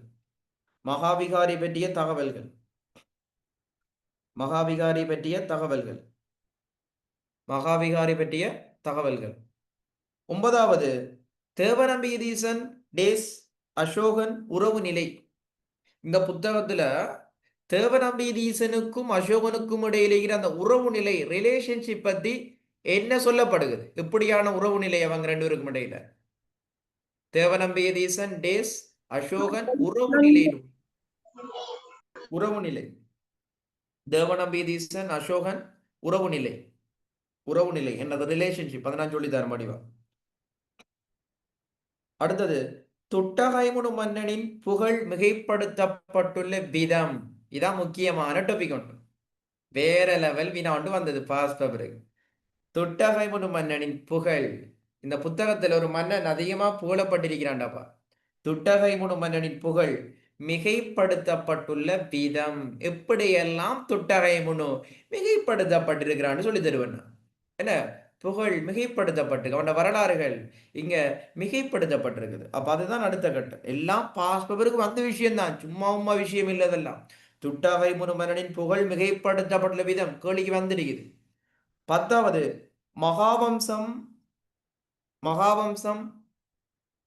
மகாவிகாரையின் புராணமாக கொள்ள முடியும். என்னண்டு இது 11வது சொல்வது. 11வது மகாவம்சத்தை மகாவிகாரையின் புராணமாக கொள்ள முடியுமா என்று போடும். இதான் அடுத்த டாபிக். மகாவம்சத்தை இது ஒரு பாடினூல் இல்லையா? மகாவம்சத்தை ஒரு சிலர் சொல்றாங்க இது மகாவிகாரின்னு புராணம் என்று சொல்றாங்க. அப்பதான் நம்ம நிறுவனமீங்க. மகாவம்சத்தை மகாவிகாரையின் புராணமாக கொள்ள முடியுமா என்ற வினாவுக்கு என்ன விட என்று பாமிதுல. மகாவம்சத்தை மகாவிகாரையின் புராணமாக கொள்ள முடியுமா? அப்ப இந்த மகாவம்சம் ஒரு ஆய்வுண்டக்குள்ள எத்தனை 11 விஷயம் இருக்குதா உங்களுக்கு? சார் ரிப்பீட்ல இந்த சொல்லுவா. ரிப்பீட் ஃபர்ஸ்ட் சொல்லுவா? ஓ சார். 1ல இருந்து சொல்லணுமா? இல்ல ஏதாவது மிஸ் ஆகிக்குதான்னு பாக்குறது. ஓ அப்படியா? அரசியல் விடயங்கள், 2வது பொருளாதார விடயங்கள், 3வது சமய கலாசார விடயங்கள், 4வது சமூக விடயங்கள், 5வது தொழில்நுட்ப விடயங்கள். இந்த 5 ஓகேயா? Okay sir. ரைட். 6வது மகாவம்சத்தில் கூறப்பட்டுள்ள தகவல்களை சாசனங்கள் ஊடாக உறுதிப்படுத்துதல். 7வது மகாவம்சத்தில் உள்ள குறைபாடுகள். 8வது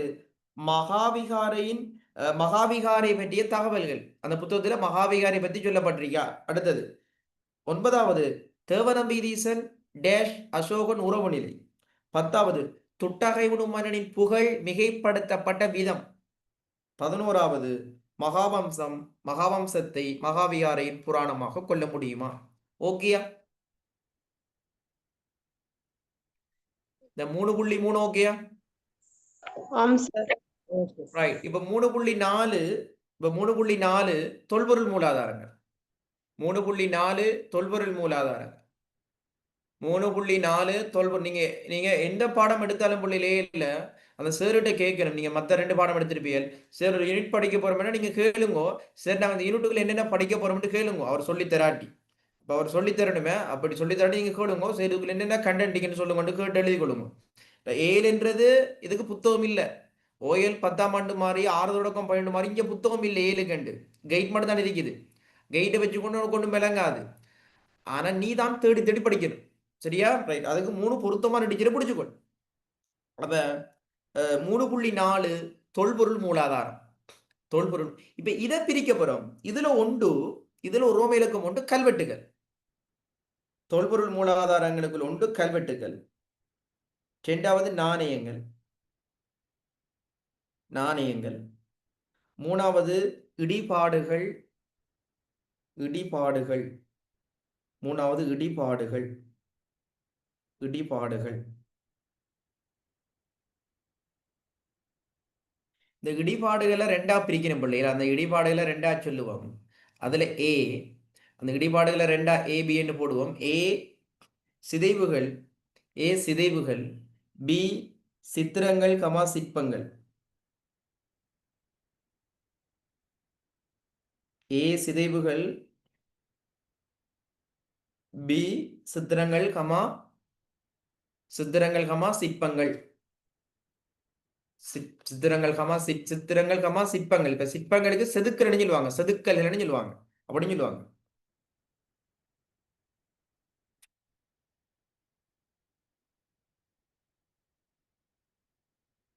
அப்ப இந்த தொல்பொருள் மூலாதாரங்களுக்குள்ள இந்த எத்தனை விஷயம் வருது? மொத்தம் 3 விஷயம் வருதா?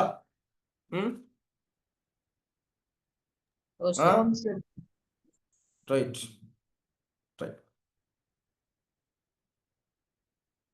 இப்ப இவ்வளவும் தான் படிக்க போறோம். எவ்வளவும் படிக்க போறோம்? 3ஆம் பாடத்துல கேம், 3ஆம் பாடத்துல படம் எவ்வளவும் தான். சரியா? இந்த பயப்படுற அளவுக்கு பெரிய சாமான் ஒன்று இல்லது. பயப்படுற அளவுக்கு இது ஐதரசனோ நைதரசனோ பெரிய நிறுவலோ தேற்றமோ இங்க நியூட்டன் விதி எல்லாம் இல்லை. சரியா? நீங்க இலங்கையில நிறைய இடங்கள்ல போய் கேட்டீங்கன்னா, இந்த 3rd இயர் எக்ஸாம் எழுத போற ஆக்கள்கிட்ட மகாவம்சம் செய்வீங்களான்னு கேட்டா, ஐயோ மகாவம்சம் செய்ய மாட்டேன், பெரிய யூனிட், அது வந்து கஷ்டமாப்பாக்கு நோட்ஸ் இல்லைன்னு சொல்லுவாங்க. அது காரணம் பேசிக்ல இருந்து படிக்காது. நான் எப்பயும் ஒரு யூனிட்டை பத்தி படிக்க போறேன்னு சொன்னா அதை இன்ட்ரோடக்ஷனை கொடுத்துருவேன் பிள்ளைகளுக்கு. அதுன்ற வளமை. இப்ப மகாவம்சம் ஏன் கஷ்டமா இருக்கேன்னு சீனியர் மாட்டி சொல்றாங்கன்ற ஒரு சிலர் சொல்றாங்க. வேற லெவல்ல செய்யற பிள்ளைகளும் இருக்கு, அது வேற விஷயம். இப்ப அதுக்கு காரணம் உண்டு. மகாவம்சம் கிளாஸை கட் பண்ணி வாருது. மகாவம்சம் இதுல இந்த 3ஆம் பாடத்துல பெரிய புதையல் என்னன்னா அந்த மகாவம்சம் தான். அதான் ஞாபகம். அதான் கண்டினியூவா கிளாஸ் வந்து கண்டினியூவா பாஸ்புக் வந்துடி ரிப்பீட்ல போடுவான். 2024 தான் வந்தது. அப்ப மகாவம்சம் சரி படிச்சு தர விளங்காது. 1ஆம் பாடத்தை கட் பண்ணிட்டேன், எனக்கு விளங்கும் மட்டும் யோசிக்க வேணாம், சம்பந்தம் இல்லை, அது சும்மா ஒரு இன்ட்ரோடக்ஷன் மட்டும்தான். அது கேஸ் இல்லை. இனிதான் உங்களோட சிலபஸ் ஸ்டார்ட் ஆகுது. ரெக்கார்டிங் பார்க்கலாம், ஆனா நேரடியா அந்த ஒன் டைம்ல படிக்கிற ஃபீலிங் கிடைக்காது மகாவம்சத்துல. உண்மையிலே ஒரு நல்ல ஒரு கதையாக படிச்சு கொள்ளக்கூடிய யூனிட் மகாவம்சத்துல ரிசர்ச் பண்ண போறோம். அப்ப இந்த பாடத்தை ஏன் கஷ்டமா போகும்டா, அந்த கிளாஸை கட் பண்ணி ஒரு கிளாஸை கட் பண்ணி அடுத்த கிளாஸ் வந்தா இந்தி படம் பாக்குற மாதிரி இருக்கும் ஷாருக்கான்ட்ட. அதுக்கு நான் பொறுப்பு இல்லை. ரெண்டாவது பிரச்சனை சொன்னா, மகாவம்சம் அந்த பாடம் இப்படியும் கஷ்டமாகலாம். தொடர்ச்சியா கிளாஸுக்கு வார புள்ள, தொடர்ச்சியா அந்த பாடம் புள்ளா வந்த புள்ளைக்கும் கஷ்டமாகும். எப்படி கஷ்டமாகும் சார்? தொடர்ச்சியா வார புள்ளைக்கு எப்படி சார் கஷ்டமாகும் வேண்டாம்? எதனாலண்டா மகாவம்சம் படிச்சு கொண்டு போக்குள்ள தியரிய அதுல பாஸ் பேப்பரை செய்யாடி கஷ்டமா. மகாவம்சம் தியரி போக்கோல்ல, மகாவம்சத்துல பாஸ் பேப்பரை இடைக்க செய்யாத பிள்ளைக்கும் அது கஷ்டமா போகுமாம்மா. நோட் பண்ணி கொடுங்க. மகாவம்சம் எதனாலெல்லாம் கஷ்டமாகும் உனக்கு தெரிஞ்சா அதெல்லாம் நீ தடுத்துருவாய். உண்மை இல்லையா? சரி, என்ன சொன்னார்? ஃபர்ஸ்ட்டுக்கு ஒன்று வகுப்பை கட் பண்றது, மகாவம்சம் வகுப்பை கட் பண்றது. 2வது என்ன சொன்னார்? மகாவம்சம் தியரி படிக்கக்குள்ள அது சார்ந்த பாஸ் பேப்பரையும் டக்குன்னு செஞ்சுட்டு போகணுமா. அதுக்குத்தான் சரி சொன்னேன், பாஸ் பேப்பருக்கு தனியா கொப்பி வாங்கி வச்சுக்கொள். இதனாலையும் என்ன செய்யும்? மகாவம்சம் கஷ்டம் போகும். 3வது மகாவம்சம் என்ற யூனிட்ல ஃபர்ஸ்ட் பார்ட் கோப்பி செட்டா படி இருக்கணும், நல்ல கிளியரா இருக்கணும். மகாவம்சம் இந்த 3ஆம் பாடத்துல வர பகுதியுண்டு கொப்பி சரியா மெயின்டைன் பண்ணலண்டாலும் 3ஆம் யூனிட்டுக்குள்ள வர ஃபர்ஸ்ட் பார்ட் விஷயங்கள் பகுதியுண்டு தகவல்களை சரியா குறிச்சு படிக்காட்டியும் அந்த யூனிட் கஷ்டமா போகும். இந்த 3 பிரதான காரணங்களால மகாவம்சம் இதுதான் ஆய்வு. நான் செய்த ஆய்வுபடி இலங்கையில மகாவம்சம் ஏன் சாய்ஸ்ல விடுறாங்க என்று சொன்ன ஏழு மாணவர்கள் இந்த 3 பிரச்சனையால அவங்க சாய்ஸ்ல விட்டுட்டு போறாங்க. ஆனா நான் சொல்றேன், ஒரு இருக்கிறதுலே ஒரு டப்பா யூனிட் இந்த யூனிட் தான். டப்பா யூனிட் யூனிட் ஆடான்ற மாதிரி சொல்ற அளவுக்கு மிக இலகுவாக ஒரு யூனிட் ஒன்று இருக்காம ஏ லிஸ்டில அது மகாவம்சம் என்ற யூனிட் மட்டும்தான். சரியா? இதுதான் ஒரு விருப்பத்துக்குரிய யூனிட். அப்படி ஆசை வரும். இந்த மகாவம்சம் வினா எல்லாம் வந்தா அப்படியே பிள்ளைக்கு ஆசை வரணும். இந்த வினாவா நான் செய்ய போறேன் ஃபர்ஸ்ட் குத்திரை எழுதியாதிரிக்கணும். அந்த அளவுக்கு வேற லெவல்ல நோட்ஸ் எல்லாம் நான் தருவேன். ரூமா கட்டுக்கட்டாவும் தர மாட்டேன், இந்த லைன்ல எல்லாம் தர மாட்டேன், கணக்கா தருவேன். என்னோட நோட்ஸ் உங்களுக்கு எப்படின்னு தெரியும். உங்களோட நோட்ஸ் மூலாம் பட நோட்ஸை பாருங்க, கணக்காரி 16 புள்ளிக்கு ஏற்ற மாதிரியும் சரியான அறிமுகம் தருவார் சார், முடிவுரை தருவார், உள்ளடக்கம். ஒரு பகுதி 2 வினான்றது என்னடாப்பு ஒன்று அறிமுகம் இருக்க வரும், முடிவுரை இருக்கும், நடுவில் உள்ளடக்கம் இருக்கு. ஏன்னா அதுக்கு நான் உங்களுக்கு நோட்ஸ் தருவேன், ஒன்றும் யோசிக்க வேணாம். அப்போ இந்த பாடத்துக்குள்ள வார விஷயம் வழங்கிட்டு தானே. இப்போ ஒரு குட்டி தலை போடுங்க. என்ன போட்டுக்கிறீர்கள்? 3.1 3.1 என்ன போட்டுக்கிறீர்கள்? வரலாற்று மூலம் அப்ப அதை ஒரு கலர் பென் எடுத்து, ஒரு பிங்க் கலரோ அல்லது வேறொரு கலர் பென் வச்சிருப்பீங்க உங்க டேபிள்ல, அதை எடுத்தம்மா வரலாற்று மூலாதாரங்கள் என்றால் என்ன என்று போடுங்க. வரலாற்று மூலாதாரங்கள் என்றால் என்ன? ஒரு கலர் பென் எடுத்து வழியா தலை போடுவா. வரலாற்று மூலாதாரங்கள் என்றால் என்ன என்றது ஒரு தலை போடுங்க. தலை போட்டீங்களா? தலை போடுங்க. வரலாற்று மூலாதாரங்கள் என்ன? சார் எக்ஸ்கியூஸ் மீ, 3.1 என்ன சொன்னது? 3.1 இப்ப தலை போடணும். நாங்க இப்ப கண்டென்ட் எழுதிட்டீங்களா? கண்டென்ட் எல்லாம் வெளியாச்சா? இல்ல சார், நான் இப்பதான் ஜாயின் ஆயிட்டேன். அது பிரச்சனை. நான் நோட்ஸ் எழுதி நாளே வாங்கி அனுப்புறேன். அதை லீவ் கொடுங்க, பிரச்சனை ஒன்றும் இல்லை. நீங்க வந்து இப்ப எவ்வளவு நீங்க எவ்வளத்தை எழுதிக்கிறீங்க? நீங்க இப்ப எவ்வளத்தை நிக்கிறீங்க? நான் தலைப்பு மட்டும் போட்டு போகணும் சார். ரைட். இப்ப நீங்க என்ன செய்யுங்க, நம்ம இந்த சிஆர் கோப்பியா யூஸ் பண்றீங்க சிமர்? ஓ சார். சரி, சிஆர் கோப்பியில் எழுதின பிள்ளைகள் சொல்லுங்க ஆபம், எவ்வளவு போயிருக்கு உங்களுக்கு இதுவரை? ஒரு பக்கம் போய் சிஆர்ல ஒரு பக்கம் போயிருக்கு சிமர். சிஆர்ல ஒரு பக்கம் போய்க்குமா? ஒரு பக்கம் முட்டு போட்டு நீ ஒரு தலைப்பு போடு, 3.1 போட்டு தலைப்பு போடு. வரலாற்று மூலாதாரங்கள் என்றால் என்ன? வரலாற்று மூலாதாரங்கள் என்றால் என்ன? அது என்ன மூலாதாரம்? இந்த இன்னொரு காரணம் சொல்ல மறந்துட்டேன். இந்த மூலாதாரங்கள் மகாவம்சம் யூனிட் கஷ்டமானதுக்கு ஒரு முக்கியமான டியூட்டன் எடுக்காம இருந்தாலும் அந்த முக்கியமான டியூட்டன்ட பிரிண்ட் பண்ணாம இருக்கிறவருக்கும் அந்த யூனிட் கஷ்டமாகும். அந்த யூனிட் போறதுக்கு அந்த இது தேவை. எங்க அந்த டியூட் தந்துட்டேன். ரைட், எங்க அந்த டியூட்டை காட்டுங்க. டியூட் எடுங்க. டியூட் இருக்கா? வரலாற்று மூலாதாரங்கள் என்ற டியூட் இருக்காடா? இருக்கா?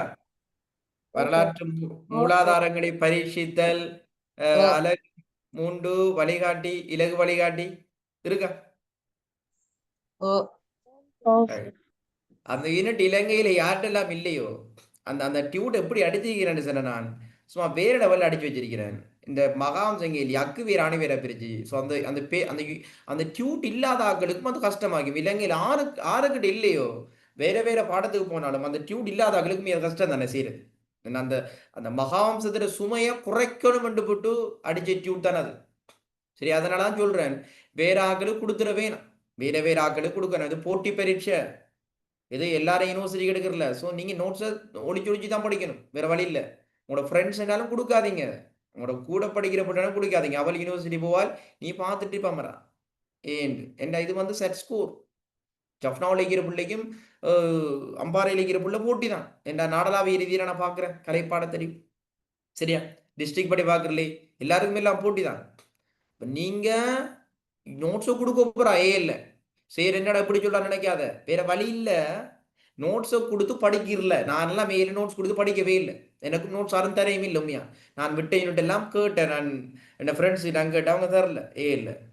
சரியா? அப்போ 3 புள்ளிலாம் 2 புள்ளிலுமே தரும். என்ன தாய்க்குளம் அப்படித்தான், என்ன தாய்க்குளம் அப்படித்தான். தாய்க்குளத்துக்கு நோட்ஸ் கேட்டா தந்துடுவாங்க, அள்ளி தூக்கி தந்துடுவாங்க. நோட்ஸ் ஆன இல்லான்னு தந்துடுவாங்க. அப்படிப்பட்ட புள்ளி பொம்பளை புள்ளி.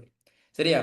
அப்ப அட உண்மையே சொல்ல ஃபெக்டான விஷயம். நீங்க கோவிச்சாலும் பரவாயில்ல, நோட்ஸ் கொடுத்து படிக்கிறது இல்ல. ஓஎல் 10 பிரச்சனை இல்ல, ஏ லெவல் நோட்ஸ் கொடுத்து படிக்கிறது இல்லம்மா.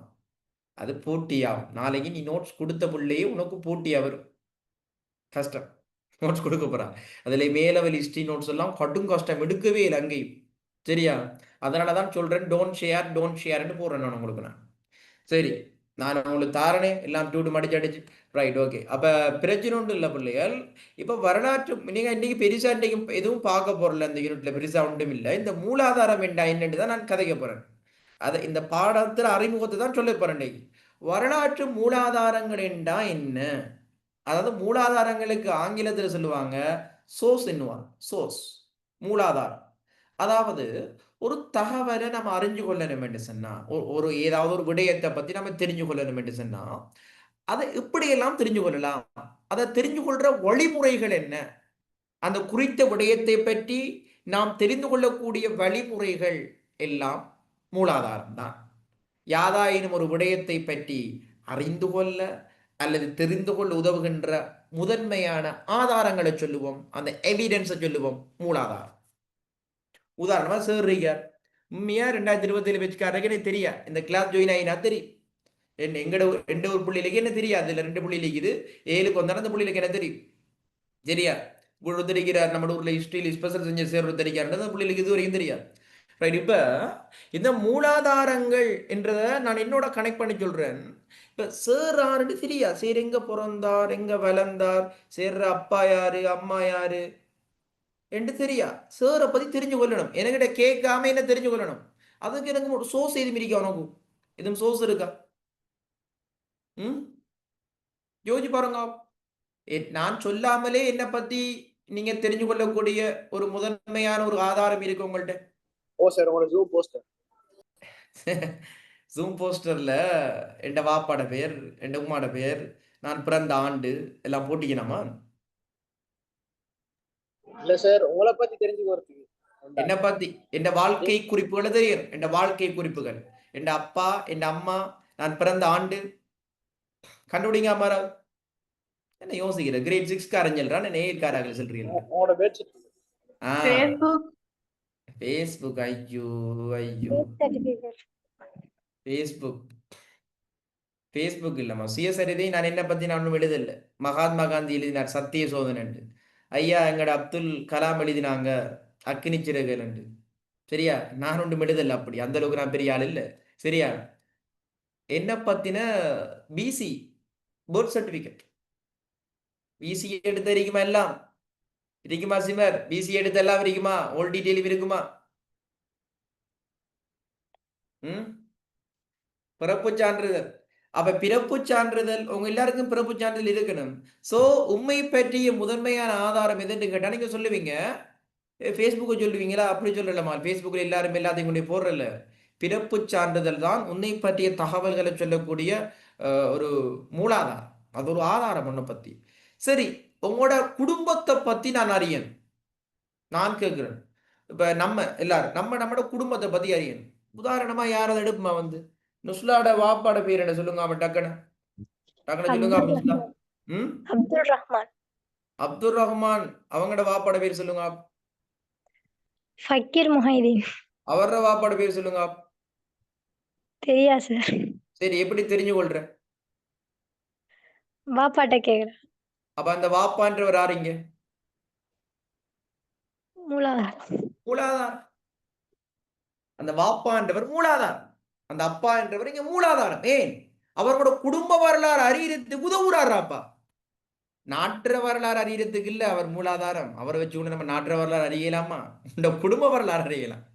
உன்னுடைய குடும்பத்தினுடைய கடந்த கால வரலாறுகளை உன்னுடைய குடும்பத்தில் இருக்கிற மூத்த உறுப்பினர்கள் சொல்லுவாங்க, உன்னுடைய பெற்றோர்கள் சொல்லுவாங்க, உன்னுடைய தாத்தா பாட்டி சொல்லுவாங்க. நம்ம இப்ப சமைச்சு சாப்பிட நாவலாத்து பக்கமோ இல்லாட்டி ஒரு கிண்ணியாவோட ஒரு பீச் நீலாவலிக்கு போனோம் என்று சொன்னா, நம்ம வீட்டில் இருக்கிற ஒரு அப்பா இது தாத்தாவை பாட்டியை கூட்டிக்கிட்டு போனோம் என்று சொன்னா அந்த தாத்தா பாட்டி சொல்லுவாங்க, நாங்கள் அந்த டைம்ல வந்தோம், இங்கே பெரிய ஆலமரம் இருந்தடாப்பா, என்னடாப்பா இவங்க பில்டிங் கொண்டு வந்துட்டு சொல்லுவாங்க. அப்போ அந்த தாத்தா பாட்டி சொன்ன பிறகுதான் தெரியும், ரைட், இந்த கிண்ணியா பீச்சில் முந்தி பில்டிங் இல்லை, ஃபேக்ட்ரி இல்லடாப்பா, முந்தி பெரிய ஒரு ஆலமரம் இருந்திருக்குது, இப்போதான் ஃபேக்ட்ரி ஒன்று வந்திருக்குது.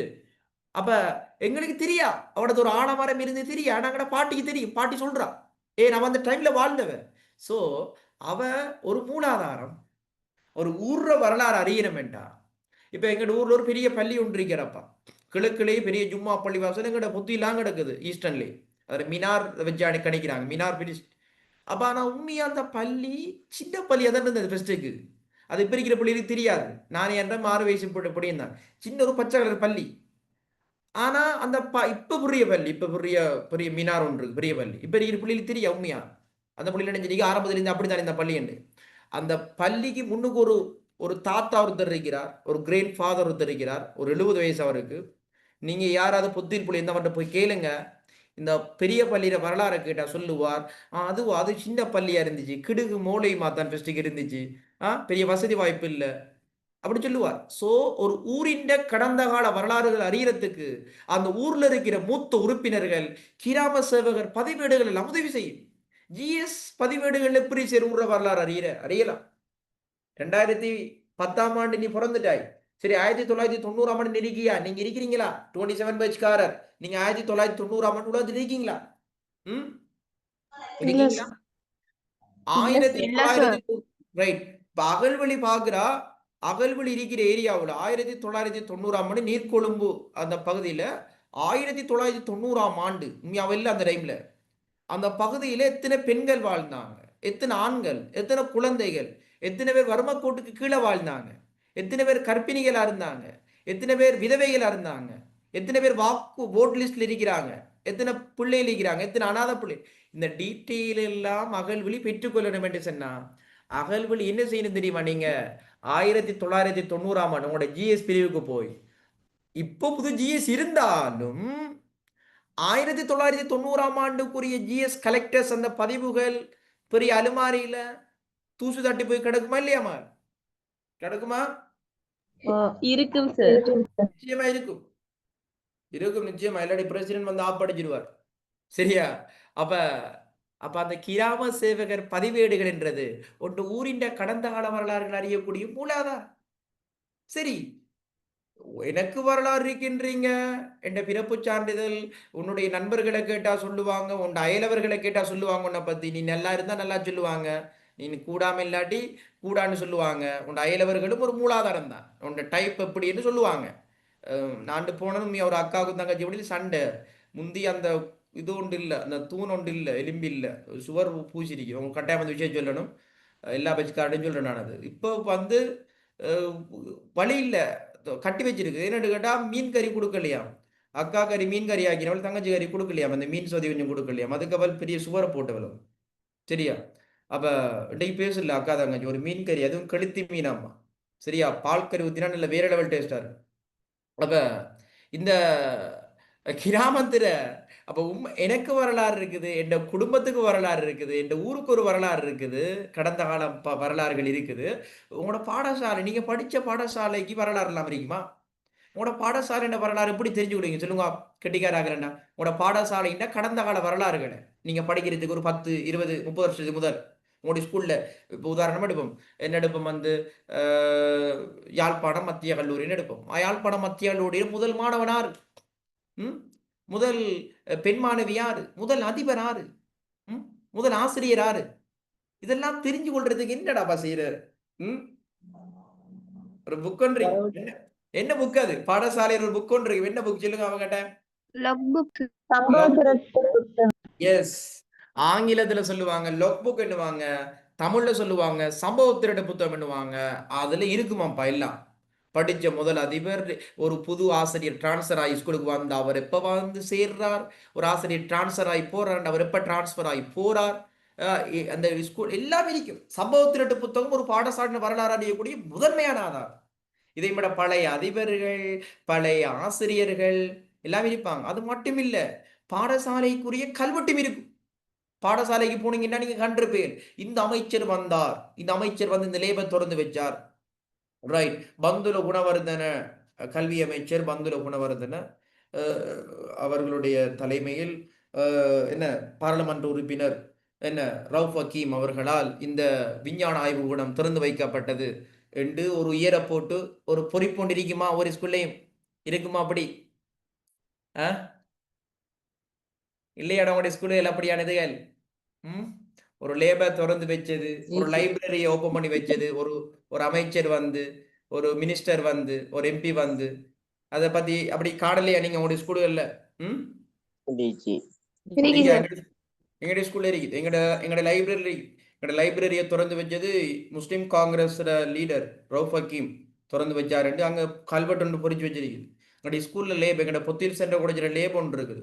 அந்த லேப் பந்துல குணவர்தனோட காலத்துல, இப்ப அமைச்சர் அவரோட காலத்துல, அது இன்றைக்கு போய் பார்க்கலாம்.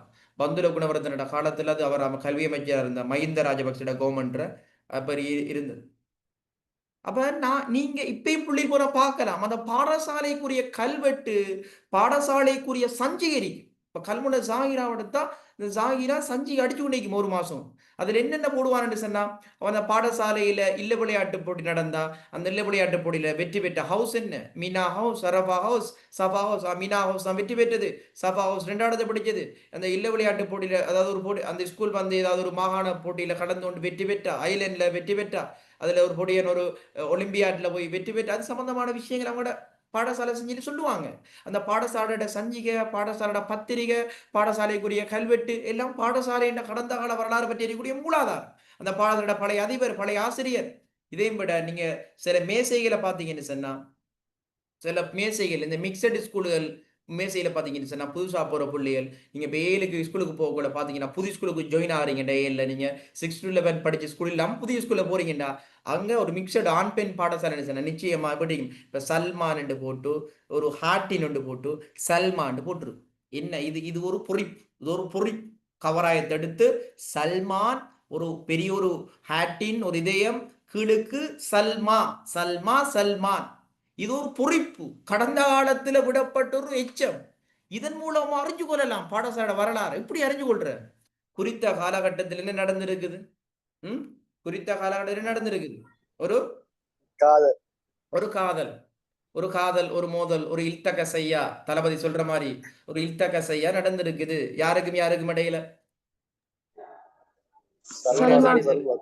முராசானி சரிக்கும் சல்மாக்கு நடுவில். அப்படியா கட்டுறது?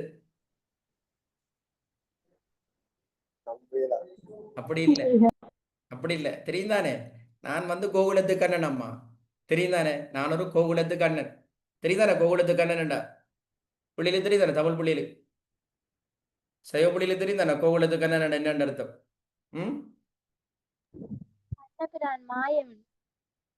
கோகுலத்து சரியாம்மா. நான் எங்களுக்கு தெரியும். உங்களுக்கு நீங்க கேட்டு பாருங்க, உங்களுக்கு தமிழ் ஃப்ரெண்ட்ஸ் இருந்தா கேட்டு பாருங்க. அதென்ன கோகுலத்து கண்ணன், கோகுலத்து கண்ணனை ஊமையா சொல்றாரு சார். உங்களுக்கு ஒரு இந்து ஃப்ரெண்ட்ஸ் இருந்தா போய் கேளுங்க, கோகுலத்து கண்ணன். நீங்க சீமார் அகழ்வெளியிட்ட கேட்டு பாருங்க. பிளே போயா? நான் பல்கலைக்கழகத்துக்கு போனாம என்ன சுத்தி எல்லாம் இருக்கிறதெல்லாம் பொம்பளை புள்ளில. அப்பயும் நான் வேணும்னு ஓடி வந்தேனா, சரியா? அதெல்லாம் ஃபர்ஸ்ட் கிளாஸ்ல பாஸ் பண்ணி வந்தேன். ஃபர்ஸ்ட் கிளாஸ் நான், சரியா? அப்ப தெரியும் தானே, நான் முதலாவது அழக காந்த குரல் ஒன்று வேறு, சரியான? என்னுடைய வயசு வந்து போன தடவை கில்மிஷா வின் பண்ணவள் தெரியுமா, சான்சிங்கருக்கு. நான் கூப்பிட்டு நான் போகல, சரியா? ரைட். அப்ப அப்படியெல்லாம் இருக்கு வரலாறுகள். அது சேர்ற கடந்த கால வரலாறுகள் அது. சரி, அதெல்லாம் பார்க்கட்டும், அதெல்லாம் இருக்கட்டும். அப்ப நான் நினைக்கிறேன், சிமர் ஸ்கூல்ல இருக்கு அப்படி பொறிப்புகள், இந்த சல்மான் மாதிரி பொறிப்புகள் இருக்கா? நீங்க மிக்சடு ஸ்கூலா சிமர்? நீங்க மிக்சடு ஸ்கூலாமா? பாய்ஸ் ஸ்கூலா இல்ல மிக்சடு ஸ்கூலா? சார் நாங்க மேசேல் இல்ல, நாங்க சுகர்ல. சுகர் அதான், நீங்க மிக்சடா ஸ்கூலா? ஸ்கூல் மிக்சடா? ஓ சார். அகல்வடி என்ன ஸ்கூல், மிக்சடு ஸ்கூலா? அப்ப நிறைய பொறிப்புகளை பார்த்துருப்பா, உண்மையா? நிறைய பொறிப்பு. அத பார்த்துட்டு பிரின்சிபல் எல்லாத்துக்கும் பெயிண்ட் அடிக்க சொல்லிட்டாரு. Right, okay. அப்ப உங்க பாடசாலைக்கு வந்தா, உங்க பாடசாலையில கடந்த கால வரலாறுகள் அறியக்கூடிய சோர்ஸ் இல்லையா? அப்படி பொறிப்புகள் இல்லையா? உண்டு, இருக்குமே. தேடி பிடிக்கணும். புதுசா கேர்ள்ஸ் ஸ்கூல்ல நான் இடத்த சொல்ல மாட்டேன், ஊரை சொல்ல மாட்டேன், ஊரை பேர் சொல்ல மாட்டேன், டிஸ்ட்ரிக்டும் சொல்ல மாட்டேன். உண்மை சம்பவம் இது. பகடிக்கோ விளையாட்டுக்கோ சொல்லல, நகைச்சுவைக்கு சொல்லல. நான் ஸ்கூல்ல நேம் சொல்ல மாட்டேன், டிஸ்ட்ரிக்ட் சொல்ல மாட்டேன். ஒரு எக்ஸென்ட் ஸ்கூல் வையண்ட மாகாணம் எக்ஸென்ட் ஸ்கூல்ல பொம்பளை புள்ளையிலையும் பொம்பளை புள்ளோட நேமும் வரைஞ்சி வச்சிருக்கப்பா. ஒரு ஆண்ட பெண்டை வரைஞ்சி வச்சா ஓகே, இயற்கையை விட்டுட்டு போகலாம். ஒரு பெண்டை எழுத்தும் பெண்ணையும் போட்டு வரைஞ்சி வச்சுற அளவுக்கு சமூகம் டீ போகிற அளவுக்கு இருக்கு. சரியா? சமூகம் எந்த அளவுக்கு போகுதுன்னு தெரிய மாட்டேங்குது. சரி, ஒரு பெண் ஸ்கூல்ல அப்படியான பொறிப்புகளை கண்டபோது கடும் கவலையா இருந்தது. ரைட், சரி, அதை பத்தி நம்ம கதைக்க தேவையில்ல. ரைட், சமூக பிரச்சனையா மாறிடும் அது. தெரிய ரைட். அப்ப என்னன்னு சொன்னா, மூலாதாரங்கள் என்றது உங்களுக்கு ஒரு சின்ன ஒரு புரிந்துணர்வு வந்திருக்கும். ரைட், மூலாதாரம் என்றது என்னன்னா, யாதாயினும் ஒரு விடயத்தை அறிந்து கொள்ளக்கூடிய அல்லது தெரிந்து கொள்ளக்கூடிய அந்த முதன்மையான ஆதாரம் அல்லது உதவி செய்யக்கூடிய வழிவகைகள் எல்லாம் ஆதாரம். தனி மனிதனுக்கு வரலாறு இருப்பது போல, உண்ட குடும்பத்துக்கு ஒரு கடந்த காலம் ஒன்று இருக்கிறது போல, உண்ட கிராமத்துக்கு ஒரு கடந்த காலம் இருக்கிறது போல, ஒரு கிராமமா இருந்த ஊர் பெரிய நகரமா மாறிக்கலாம். அப்ப அந்த நகரமா இருந்த அந்த கிராமத்துல கடந்தால வரலாறுகள் தேவை. அதே போல அவங்களோட ஊர்ற வரலாறுகள் இருக்கிற மாதிரி, உங்களோட கிராம வரலாறு இருக்கிற மாதிரி, நீங்க பிறந்த நாட்டுக்கு வரலாறு இருக்காதா? பிம்பிலிக்கு பிலாக்கா உங்களோட நாட்டுக்கு வரலாறு இருக்காதப்பா? இருக்குமே இருக்காத? இருக்காத? உங்களோட நாட்டுக்கு ஒரு வரலாறு 2500 நிச்சயமா 2500 பழைய வரலாறு. அதுலயும் தென்னாசிய வலயத்திலேயே சொல்லுவாங்க, பேட்டோ லெகி என்று அறிஞன் சொல்றானா, பேட்டோ லெகி என்று அறிஞன் சொல்றான். என்னண்டா, தென்னாசிய வலயத்திலேயே ஒரு தொடர்ச்சியான வரலாறு, சும்மா வரலாறு இல்லையா, ஒரு ஓடரான ஒரு கட்டம் கட்டமாக தொடர்ச்சியான, அதுவும் சும்மா வாயால் அடிச்சுட்ட கதை இல்லையா, எழுத்து மூல ஆதாரம் உள்ள ஒரு நாடாக என்ன சொல்லுகிறான்டா, இலங்கையை சொல்லுகிறான் பேட்டோ லெகி என்கிற அறிஞன். தென்னாசிய வலயத்திலேயே முறையான வரலாறும் நாகரிகமும் கொண்ட நாடு இலங்கை. இந்த நாட்டை பத்தி அறிஞ்சு கொள்றதுக்கு மூலாதாரங்கள் இருக்குது. மூலாதாரங்களை ரெண்டா டிவைட் பண்ணுவோம். இலக்கிய மூலாதாரம், தொல்பொருள் மூலாதாரம். இலக்கிய மூலாதாரம், தொல்பொருள் மூலாதாரம். இலக்கிய மூலாதாரங்களும் இருக்குது. இலங்கையை பத்தி தெரியக்கூடிய இதையும் விட பெஸ்டா வேற லெவலா தொல்பொருள் ஆதாரங்களும் இருக்கு. எங்கட முன்னோர்கள் எங்களுக்கு எதுலையுமே உற வைக்கல. எங்கட முன்னோர்கள் அவங்க வாழ்ந்த குறிப்புகளை அவங்க எழுதி வச்சிருக்கிறாங்கப்பா. குறிப்பா துறவிகள், பிக்குகள் தான் அதிகம் எழுதி வச்சிருக்கிறாங்க. கல்விமான்கள் எல்லாம் அவர்கள் வாழ்ந்த காலகட்டத்தில் குறிப்புகளை ஏதோ ஒரு முறையில சொல்லிவிட்டு போயிருக்கிறாங்க. அந்த மக்கள் வாழ்ந்தாங்கன்றதுக்கு எச்சங்களாக தொல்பொருட்களும் இருக்குது. இப்படி இலக்கிய தொல்பொருள் ஆதாரம் உள்ள நாடுகள் ரேர், வெரி ரேர். அதுலயும் தென்னாசிய வலயத்துல இந்த சார்க் வலய நாடுகளுக்குள்ளே இலங்கை தான் அப்படி. இந்தியா இருக்க கொள்ள இந்தியாவுக்கு ஒரு பெரிய வரலாறு உண்டு. ஆனா இந்தியாவையும் விட ஒரு தொடர்ச்சியான எழுத்து மூல வரலாறு உள்ள நாடு இலங்கை. நிறைய நாடுகள் கோவிக்கிறாங்க, எங்களுக்கிட்ட இல்லையே, எங்கட நாட்டின் கடந்த கால வரலாறு பத்தி சொல்றதுக்கு இப்படி ஒரு புத்தகம் இல்லையே, இந்த மகாவம்சம் மாதிரி ஒரு பெரிய புத்தகம் உங்களுக்கு இல்லையாப்பா, இந்த மாதிரி கவலையாடுறாங்க. எங்கட கடந்த ஆள சில நாட்டுக்கு வரலாறு இல்லப்பா. எங்கட கடந்த ஆள மக்களாரு என்ன மொழி பேசினாங்க, என்ன சமயம் இருந்தது, அந்த எங்கட முன்னோர்கள் என்ன சாதனைகளை மேற்கொண்டாங்க, அங்க இலக்கியம் இல்ல, தொல்பொருளும் இல்லை. சில நாடுகளில் தொல்பொருள் இருக்கும், ஆனால் இலக்கியம் இருக்காது. சில நாடுகளில் லிட்ரேச்சர் இருக்கும், ஆனால் இந்த ஆர்கியோலஜியில் எவிடன்ஸ் இருக்காது. ஆனால் இலங்கட பிரச்சனை என்னண்டா, ரெண்டும் இருக்கப்பா. இலக்கியங்களும் இருக்குது உன்ன நாட்டை பத்தி அறியறதுக்கு, தொல்பொருட்களும் இருக்குது. அதைத்தான் இந்த மூணாவது டீகோட் பண்ண போறான். இலக்கிய ஆதாரங்கள் என்றது என்ன, தொல்பொருள் மூலாதாரம் என்றது என்ன, அந்த இலக்கிய ஆதாரங்களுக்குள்ள உள்நாட்டு இலக்கியம் என்றது என்ன, வெளிநாட்டு இலக்கிய மூலாதாரம் என்றது என்ன. உள்நாட்டு இலக்கியங்களுக்குள்ள இப்ப அண்மை காலமா யுனெஸ்கோ, இந்த உலக கலாச்சார மரபுரிமைகளை பாதுகாக்கிற அமைப்பு பிரான்சின் பாரிஸ்ல இருக்குது. இந்த யுனெஸ்கோ என்ன செஞ்சிருக்கிறான்னா, ஒரு புத்தகத்தை இது கட்டாயம் பாதுகாக்க வேண்டிய புத்தகம் அப்பா, இது ஒரு பெரிய மரபுரிமை, இது ஒரு இலங்கையோட சொத்து என்று சொல்லாங்க, இது உலக மக்களோட சொத்து, இதை பாதுகாக்க வேணும் என்று ஒரு புத்தகத்தை கொண்டாந்து. என்ன புத்தகம் அது? அப்ப இந்த கேள்வி வந்தாம்மா, இந்த கேள்வி அதிபர் போட்டி பரீட்சை வினாவும் அந்த கேள்வி 2016ஆம் ஆண்டு நடந்த, 2016 2022ஆம் ஆண்டு நடந்த அதிபர் போட்டி பரீட்சை வினாவுக்கு வந்த கேள்வி. 23 22 வந்தது. நிறைய பேர் தீபாம்சத்துக்கு அடிச்சு போட எடுத்துட்டாங்க. பிரின்சிபல் மார்க் விட மாம்சம் தான் விட. சரியா? அப்ப மூலாதாரங்கள் பத்தின அறிவு கிடைச்சிருக்கா யாருக்கா? இப்ப உங்களுக்கு மூலாதாரம் என்றது என்ன, ஒரு இன்ட்ரோடக்ஷன் கிடைச்சிருக்கா இல்லையா? கிடைச்சிருக்கா? இதை விட கிளியரா சொல்லி தெரியல, இதை விட கிளியரா சொல்லி தெரியல மூலாதாரம் என்றது. இப்ப எழுதி கொடுங்க, இதுக்கு ஒரு இடைக்குழுங்க ஃபர்ஸ்ட் பஞ்சம் இடைக்குழுங்க. யாதாயினும் ஒரு வரலாற்று தகவலை யாதாயினும் ஒரு வரலாற்று தகவலை யாதாயினும் ஒரு வரலாற்று தகவலை யாதாயினும் ஒரு வரலாற்று தகவலை யாதாயினும் ஒரு வரலாற்று தகவலை அறிந்து கொள்ளக்கூடிய யாதாயினும் ஒரு வரலாற்று தகவலை அறிந்து கொள்ளக்கூடிய அறிந்து கொள்ளக்கூடிய அறிந்து கொள்ளக்கூடிய முதன்மையான ஆதாரங்கள் முதன்மையான ஆதாரங்கள் முதன்மையான ஆதாரங்கள் முதன்மையான ஆதாரங்கள் முதன்மையான ஆதாரங்கள் கலர் பெண்ணால வரலாற்று மூலாதாரங்கள் எனப்படும். வரலாற்று மூலாதாரங்கள் எனப்படும். வரலாற்று மூலாதாரங்கள் எனப்படும். வரலாற்று மூலாதாரங்கள் எனப்படும். கலர் பெண்ணால் எழுதுங்க. அந்த வரலாற்று மூலாதாரங்களை கலர் பெண்ணால் எழுதுங்க. வரலாற்று மூலாதாரங்கள் எனப்படும்.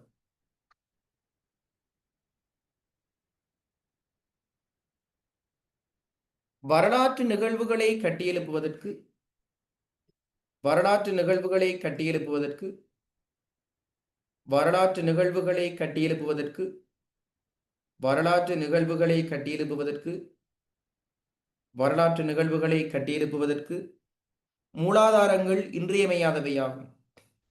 மூலாதாரங்கள் இன்றியமையாதவையாகும். மூலாதாரங்கள் இன்றியமையாதவையாகும். மூலாதாரங்கள் இன்றியமையாதவையாகும். மூலாதாரங்கள் இன்றியமையாதவையாகும்.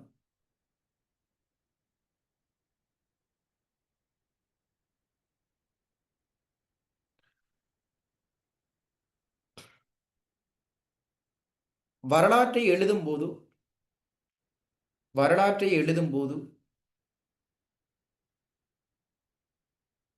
மூலாதாரங்களை முதன்முதலில் பயன்படுத்தியவர் மூலாதாரங்களை முதன்முதலில் பயன்படுத்தியவர் மூலாதாரங்களை முதன்முதலில் பயன்படுத்தியவர் மூலாதாரங்களை முதன்முதலில் பயன்படுத்தியவர் காஷ்மீரைச் சேர்ந்த காஷ்மீர் இந்தியாவிலே காஷ்மீரைச் சேர்ந்த கலர் பெண்ணால கல்கனார் கல்கனார் கல்கனார் கல்கனாரா கல்கனார் ரெண்டு சொல்லி நான் கல்கனார் ஆவார்.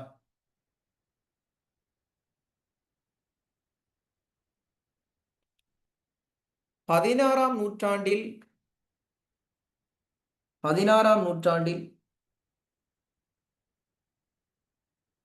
ஐரோப்பியர்கள்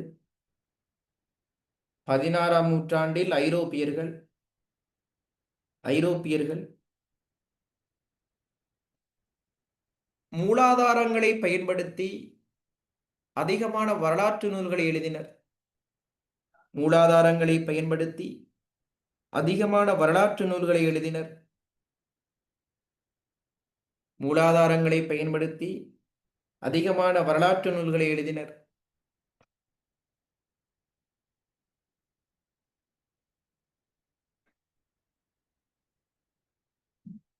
அடுத்த பந்திக்கு வாங்கோ. வரலாற்று மூலாதாரங்கள் பிரதானமாக இரு வகைப்படும். வரலாற்று மூலாதாரங்கள் பிரதானமாக இரு வகைப்படும். ஒன்று இப்ப கலர் பெண் எடுத்து ஒன்று இலக்கிய மூலாதாரங்கள், இரண்டாவது தொல்பொருள் மூலாதாரங்கள். அது உங்களுக்கு தெரியும் எல்லாரும். ஒன்று இலக்கிய மூலாதாரங்கள், இரண்டாவது தொல்பொருள் மூலாதாரங்கள். இலக்கிய மூலாதாரங்கள், தொல்பொருள் மூலாதாரங்கள். ஒன்று இலக்கிய மூலாதாரங்கள், தொல்பொருள். சும்மா வேற லெவல்ல இந்த யூனிட் போய்கொண்டிருக்கும். பாஸ் பேப்பர் கொப்பிக்கு இனித்தான் வேலை வரப்போகுது. கொப்பி மெயின்டைன் பண்ண மறுபடியும் கொப்பியை சொல்லிக் கொள்றேன். ஃபர்ஸ்ட் பார்ட் நோட்ஸ் கொப்பி உண்டு, ஃபர்ஸ்ட் பார்ட் கேள்வி செய்கிற கொப்பி உண்டு, தியரி கொப்பி உண்டு, மற்றது ரெண்டா பாஸ் பேப்பர் கொப்பி உண்டு. Theory pass paper copy CR, first part அந்த விஷயங்களுக்கு இது B5 A4 கொப்பி இல்லை, B5 கொப்பி சைஸ் 4 கொப்பி. இதை மாதிரி செட் உண்டு ஐரோப்பியர்களுக்கு வரும். இப்போ தலைப்பு போட்டு வச்சுக்கொள்ளுங்க. அடுத்த கிளாஸ்ல படிக்கணும். தலைப்பு இலக்கிய மூலாதாரம் தலைப்புடுங்க. ஒவ்வொரு நாள் டேட் போட்டு தான் எழுதணுமா? டேட் போட்டு தான் எழுதணும். ஒவ்வொரு நாளும் எழுதும்போது டேட் போட்டு தான் எழுதணும். சரியா? இந்த 2K கிட் பிள்ளைகளை பற்றி சில தவறான கம்ப்ளைண்ட் வருது. அதிகமாக சோசியல் மீடியா யூஸ் பண்ணுறீங்களாமட்டு. டிக்டாக் நிறைய பேர் ஆன்லைன் எல்லாம் காட்டுதாம்மா. நிறைய வாட்ஸ்அப் எல்லாம் 3 மணி 4 மணிக்கெல்லாம் ஆன்லைன் காட்டுது. அப்போ நான் அதெல்லாம் நான் பார்த்து நினைக்கிறேன், யாரையும் பார்க்கலன்னு நினைக்க வேணாம் சார், எல்லாரையும் உதாரணச்சு கொண்டு நான் இருக்கிறேன். சரியா? ரைட். ஒன்று இப்போ தலைப்போட்டு வச்சுக்கொள்ளுங்க, இலக்கிய மூலாதாரங்கள் என்று தலைப்போட்டு வச்சுக்கொள்ளுங்க. இதை பற்றி நாங்கள் அடுத்த வகுப்பில் நாங்கள் பார்ப்போம்.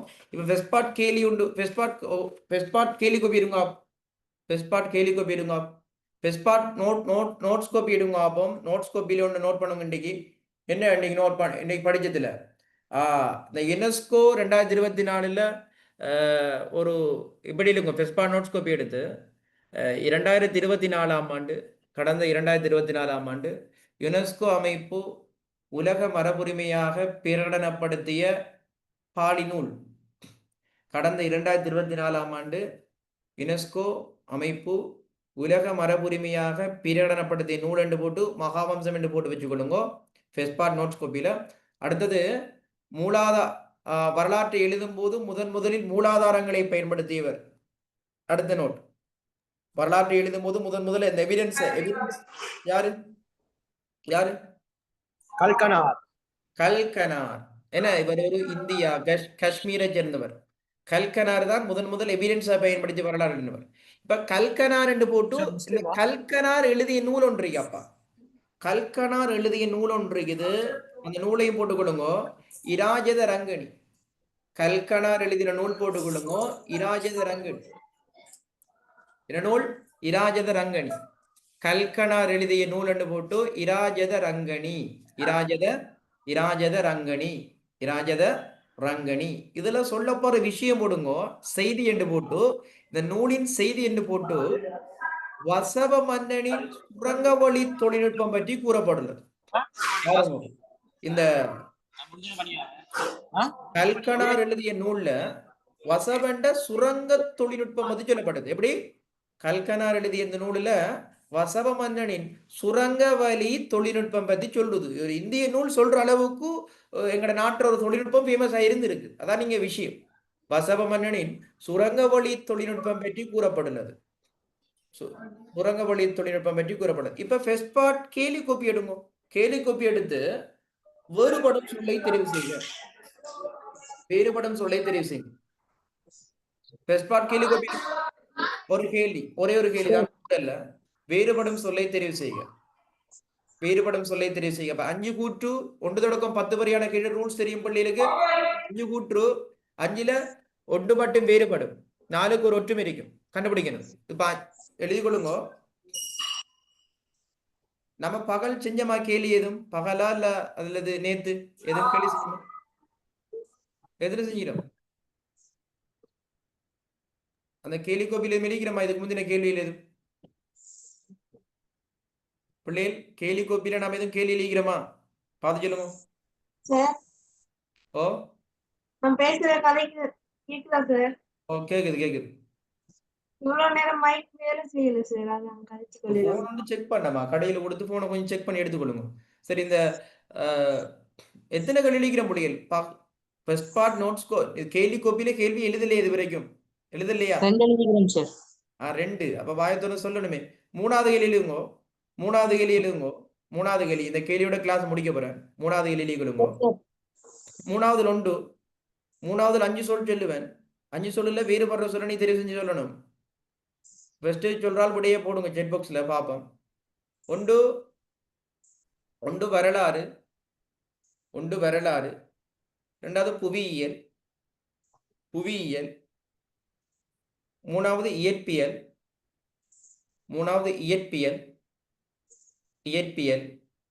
4வது பொருளியல், 5வது தொல்லியல். 4வது பொருளியல், 5வது தொல்லியல்.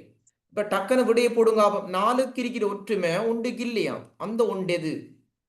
அந்த ஒண்டேதம்மா.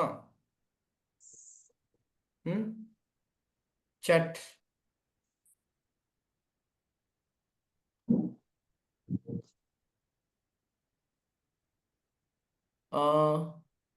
இனவியல் சொல்லல, இயற்பியல். இயற்பியல் தஹானி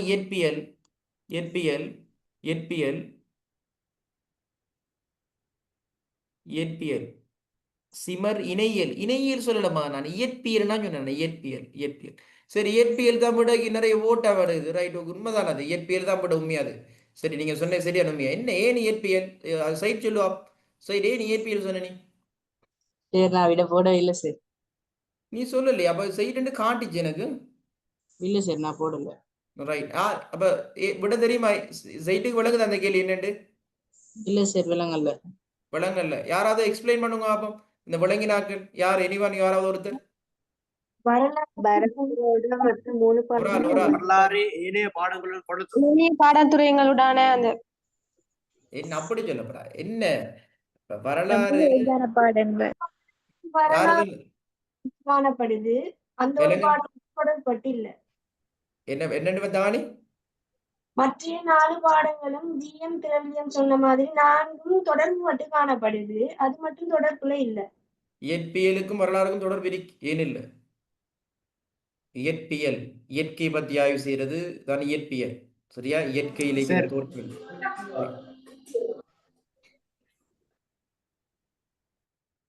நீங்க கடுமையா மண்டையை பத்தி யோசிக்கிறீர்கள் சார் மத்ததுல நாங்க ஒரு பாடம் சார் நாங்க அனைத்தையும் பாடமா கற்கிற இயற்பியலை மட்டும் ஒரு பாடமா கற்கிறது இல்ல இயற்பியல் பாடமா கற்கிறாங்க எங்களோட யூனிவர்சிட்டியில எல்லாம் இயற்பியல் பாடம் இருக்கு இயற்பியலுக்கு ஃபேக்கல்டி இருக்குது ஏசியனா சைனாவுல இயற்பியல் ஃபேக்கல்டி இருக்கு கண்டுபிடிக்கல சார் ஏனேனாலும் சமூக விஞ்ஞான பாடம் இயற்பியல் வந்து ஓ ரைட் வெரி குட் இப்போ கூட வந்திருக்குது இயற்பியல் ஒரு சோசியல் சயின்ஸ் பாடமா இயற்பியல் சோசியல் சயின்ஸ் பாடமா ம் இல்லை இல்ல.